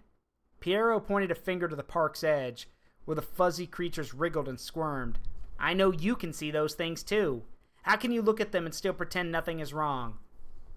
Lady of the Midnight Sun sat on her bench for a long while, unmoving, her eyes closed in thought. I bet they're all over our stage by now, Pensive. I'm scared to go back, said Clock Tower Kid. The hands clasped at her chest trembled. Piero laid a hand over hers to still them. When you're ready to go home, I'll go with you. Watching them, Lady of the Midnight Sun sniffed. I'd be devastated if anything happened to my stage, she said. Very well. I will hear you out. Everyone's gathering at Clock Tower Kid's stage. Come on. How exactly? Just follow me, she offered and set off walking. Street Beat and Pensive Piero followed right away, but Lady of the Midnight Sun stayed seated where she was on the bench. After a moment, she drew herself up to her feet and strode after them. By the time they returned to Clock Tower Kid's stage, everyone else was already there. After exchanging perfunctory greetings, they dove into the matter at hand. Perfunctory, oh my lord, that's a doozy of a word. Mm-hmm. $3 word. Like Yep. I said before. Yep. Just for some reason the writing may be here and there, but like every once in a while, the vocabulary just all of a sudden just spikes. Mm-hmm. What are those little fur balls? You could barely see them even if you squinted before, and now they're getting clearer by the second. Sentinel let out a frustrated sound. My mansion is absolutely infested with the dratted things. They jump about as if they own the place, and now they're so distinct. I even know what they're called, said Madam of the Mansion in a tizzy. Tim's! Oh no, the fancy shoes. Not Tim's. The Tims. I can't afford those. Yeah. And I've had another vision of the grinning man in the top hat and Fighter, said Watcher. At that, Bugsy shuddered. Who are they really? Murmured Skygazer, adjusting his glasses. Everyone was talking all at once, their fears and worries blending together into anxious white noise. Checkered King held up a hand to quiet the crowd. I wonder if you might lend me your ears for a moment. You done rustled up an idea, your majesty? Said Scarecrow, looking out from under his straw hat at the king. I believe I have. You see, when Street Beat, Piero, Clock Tower Kid, and Madam of the Mansion came to my stage, it struck me. If Wonderworld has a name, it must be so we can differentiate it from another world. I know it sounds ridiculous, but what if... Like before, he hesitated. What if it were true? Then what would you do? Everyone turned to the sound of Lance's voice. There he stood, like he had been there the whole time, his arms crossed, and a grim look on his face. There is indeed another world out there, as our dear monarch surmised. The one you all came from, and the one you despised. It hurt you enough to cause you to flee, and now you are here, happy and free. The Checkered King let out a long breath. So this is not our original home. Of course. It never occurred to me before, but now I realize I have no memories of my childhood. I have looked like this since the very moment I first set foot into Wonderworld. Shock rippled throughout the gathered crowd. But that can't be true, said Seagazer, her voice wavering. I can't believe I'm from anywhere but here. Gasp. Uneasy glances flitted from person to person as the realization sank in. None of them had a pass. Past. Oh. Hey, Hypersize Productions, thank you for the follow. Welcome. How you all doing? Hey, what's up, Maple? I see you too. Thank you for the raid. Welcome, Raiders. I'm Zaruk Windcaller. Please make yourselves at home. I am currently reading Chapter 1 of the Balan Wonderworld book. As a reward and a big thank you to my community for getting me over 100 subs, I am going to 100% Balan Wonderworld, and I'm also going to read the book. We're reading Chapter 1 right now. So please sit back, relax, make yourselves at home. How y'all doing? Could someone give them a shout out, please? I would appreciate it. Sure. And yes, we're going to get Tim Hortons, some Tims, some Timmies. God, I wish, Maple. But I'm gonna go to bed after this stream. I don't need coffee. Yeah, don't envy me. Pity me. Let's see. Ooh, Pokemon Emerald. Very nice. Ooh, very nice. Very nice. Let's see. They'd been here for an untold amount of time doing the same things, living the same day. Never would have occurred to me wonder about that until you mentioned it, the custodian sighed. But what about the grinning man in the top hat? And Fighter? And the furballs? Lady of the Midnight Sun was the only one who kept her cool, and she fixed Lance with a level stare. Balan is the name of the behatted man, and to expel you from Wonderworld is his devious plan. To that end he sent Fighter, his obedient sidekick, to dismantle each of your stages to the very last brick. And as for the furballs, the creatures called Tim, there are some who call them Tim. That's a Monty Python joke. Oh, no. We taught the locals about thick girls and used a femboy ralts to mind break anyone in our path. Actually, that sounds extremely possible. Considering Gardevoirs can create black holes, I'm not surprised you can use a ralts to literally to mind crush people. God, I remember back when I played Pokemon, I had a male Gardevoir that I named Yami and would just go around mind crushing people. Let's see, well, they also owe their allegiance to him. They are everything my dear Nagati are not. Polar opposites, in fact. Like cold is to hot. Sorry. See, but why does this Balan guy want to make us leave Wonderworld? Asked Clock Tower Kid, staring up at Lance with eyes full of fear. He wants to be Wonderworld's maestro, to have total control. To him, you're nothing but outsiders in the way of that goal. But you're Wonderworld's maestro. Indeed, little one, I am. It does put me in a bit of a jam. Then just get rid of him, Lance. Lance gave a sad shake of his head. I would if I could, but destroying him is beyond me. Your stages are the ones in danger, so only you have that ability. You mean we have to fight him? Bugsy whispered, her face falling. All I can do is teach you to fight and give you the strength to make things right. But are you willing to take a stand, to defend your stages with your own hand? Yes! Shouted the sentinel. Like his cry had broken a dam, everyone from the invisible custodian to gentle watcher took to their feet, rallying around Lance. Even Clock Tower Kid, who was shaking, gazed in determination at the silver-haired man. I want to protect my stage, and Pensiv's, and everyone's. If on this path you have truly decided, then out from within your strength must be guided. Your memories from before I had locked away, in hopes of keeping your suffering at bay. Sorry, bug flying around my screen. But I must now unleash all the hurt in your heart, for the sake of the power that it will impart. This power will change you from the you that you know, but you must use it to transform. What? I'm sorry. The last line, I immediately what was it? That last line there you just read, then an ART, right? Yeah, in part. What about it? Just the rhyme, something safely can fart, and I'm like, okay, well, I'm mature. I need to go to bed. Yeah. This power will change you from the you that you know, but you must use it to transform your stage and ensnare our foe. Are you sure we can do that? Asked Bugsy, her face scrunched up in worry. I don't doubt it for a second, little one. See? For proof of this ultimate power, just look at me. He began to warp and change before their very eyes. His pale clothing began to darken, his silver hair deepening to the darkest black. Strange markings appeared all over his body that looked just like the patterns on the Nagati, except they were far more intricate and eerily beautiful. From his back unfurled wriggling tentacles. This is my true form. Behold. Now do you trust what you've been told? The shock of his bizarre transformation made everyone take a step back. Sorrow flitted over his face. Oh, my friends, have no fear. Changed I may be, but I still hold you dear. This I swear on the mark that I bear. He touched a hand to his chest, to the glyph that was the most disquieting of them all. Oh, you're not going to show us that. Okay. You're not going to show us the glyph. And, yeah, I see what's happening here. Yes, you do.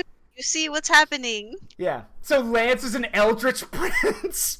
That actually that might not be too far. Wait, isn't his picture in here? Hang on. Hold on now. Let's go back up to page 1. Hold on. Because this is an art book, so there's got to be artwork. I'll hold the page. I have it open on my screen too. Yeah, what page is Lance on in the PDF? I don't know. Right now, I'm on 121 to keep the place of where Okay. you were. Let's see. So I can at least show you all the characters. So we got here's Street Beat. It's Leo. Let's see. Fighter. Where are the rest? Right. So yeah, Balan and Lance, the grinning man at the top, and that's Lance. That's what we've been seeing, but that's not what he really looks like. Where's the creepy one? Like the one he just did. Where is it? Ah, come on. It's probably at the bottom, isn't it? Let's see, hang on.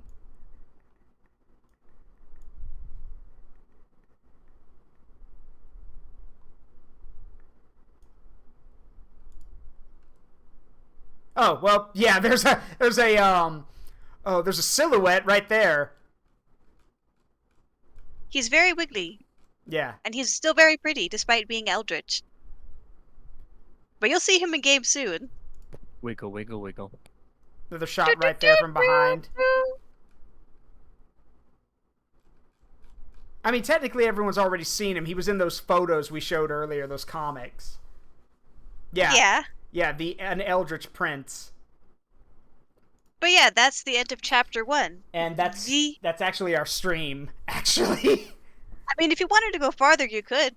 No, we'll have to wait till next week. Next week we could do some gameplay and then cover transformation. Yep, we can do that. Anyway, I apologize everyone to, I know some people were probably expecting gameplay. I apologize, but like I said, but this way y'all actually have context for what's happening in the story. Because remember, from the gameplay perspective, we play as, I guess in this case we'll have to play as the female character. Because I guess canonically, she's the one who's helping Balan, so... Technically, transformation happens right before the game, and it's super short. It's like only like maybe... It's short, trust me. It's way shorter than the first chapter. And then you go in straight to battle, which is also where like the game fits in. Okay, well... And then I believe as far as where that fits in with the game, we take it stage by stage. All this because Square Enix put their foot down on Yuji Naka having to make a story. Yeah. Squeenix. And, well, now Mr. Naka's in jail, so... Yeah, he's not having a good time. Yeah, he ain't having a good time. He wanted to leave some level of ambiguity, that way people could, like, partially make their own meaning from it, but, like, I feel like having some kind of story helps. Yeah, it does. It helps. So. And plus, all these people in this story, effectively, without being completely spoilery, are not the people we see in game. Well, they are, but you play as other people, not these people. Yeah. Well, whatever. Yeah. Regardless, thank y'all very much. Thank you, Cataclysm, for dropping in. I appreciate it. Problem. All right. Next Monday, we will definitely see gameplay. Yep. All right. Because transformation is super short, and then we can just head straight into the game. Yep. All right. Thank y'all very much. So, with that, that's going to be it for the stream. I apologize again, but hey, now that we're done with Chapter 1, we won't have to worry about it. Big thanks to y'all for coming out and actually listening to this. I know, like, hopefully my voice was actually interesting to listen to, because I know the story was torture. It's word vomit. I apologize. We are going to go raid someone tonight. Who can we go raid? Let's see. I almost dozed during dinner. I'm glad. And thank you, Wolf's. Thank you, Umbra. I appreciate that too. I'm glad my voice can help y'all. That helps in that way. Who can we go say hi to? Trying to find someone. Big thank you to the Raiders and all the support you guys gave tonight. Again, next week, yes, we will finally get some gameplay. I promise you that. And then tomorrow is community night. So if you're here and you'd like to be part of community night, oh yeah, and if you're new here, type exclamation mark Discord in the chat to get our link to our Discord. Be part of our community, because tomorrow is community night. We're playing Jackbox, so hopefully I'll see you all there. But as for who we're gonna go raid, let's see. You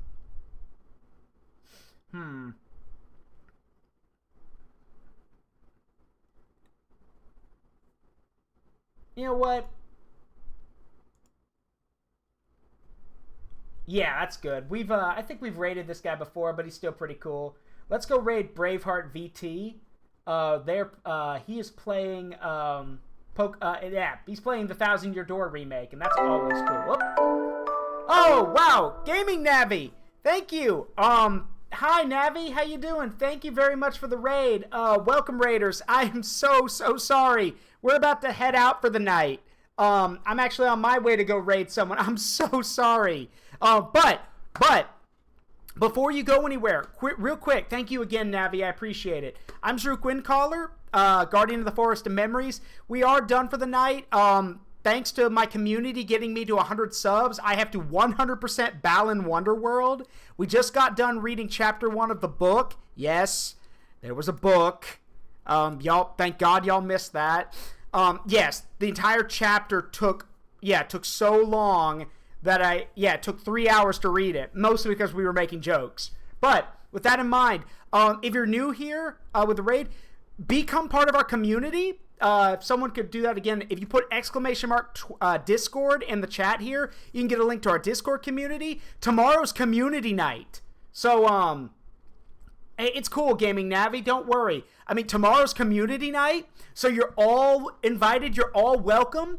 We're going to be playing Jackbox tomorrow. So, yeah, y'all can come in at any time. It means a lot that y'all are here. And Navi, again, I know you weren't, it's hard to catch me because when I stream, but hey, I appreciate it regardless. So, yeah, maybe you can come to community night. That'll be great. Swing on by for community night. But yeah, we'll be doing Jackbox tomorrow. We're actually on our way to raid we're actually going to go, you know what? Change of plans. We're going to go raid a friend of mine, a really good friend of mine. He is a utter goofball. He's a history guy like me, and y'all are going to love him, especially if you like teasing people. He's very cool. He's very fun. We're going to go raid my buddy Shiloh Jack. Jack is a good guy. He's a dog boy VTuber. Y'all are going to love him. Let's get this raid started. Thank you again. I'm very, very sorry, Navi. Sorry to all of y'all. But now you get to go meet my friend Shiloh Jack, who's super cool. He's so y'all get to hang out with him. Let's get this raid started. As always, everyone, it has been a privilege and a pleasure to entertain all of you. I hope you have a... Thank you. Hope you all have a great night. I have been Zaruk Windcaller. It has been a privilege and a pleasure to entertain you, and it always will be. Thank you again for the 100 subs, and remember that the memories we make in life, good and bad, make us who we are.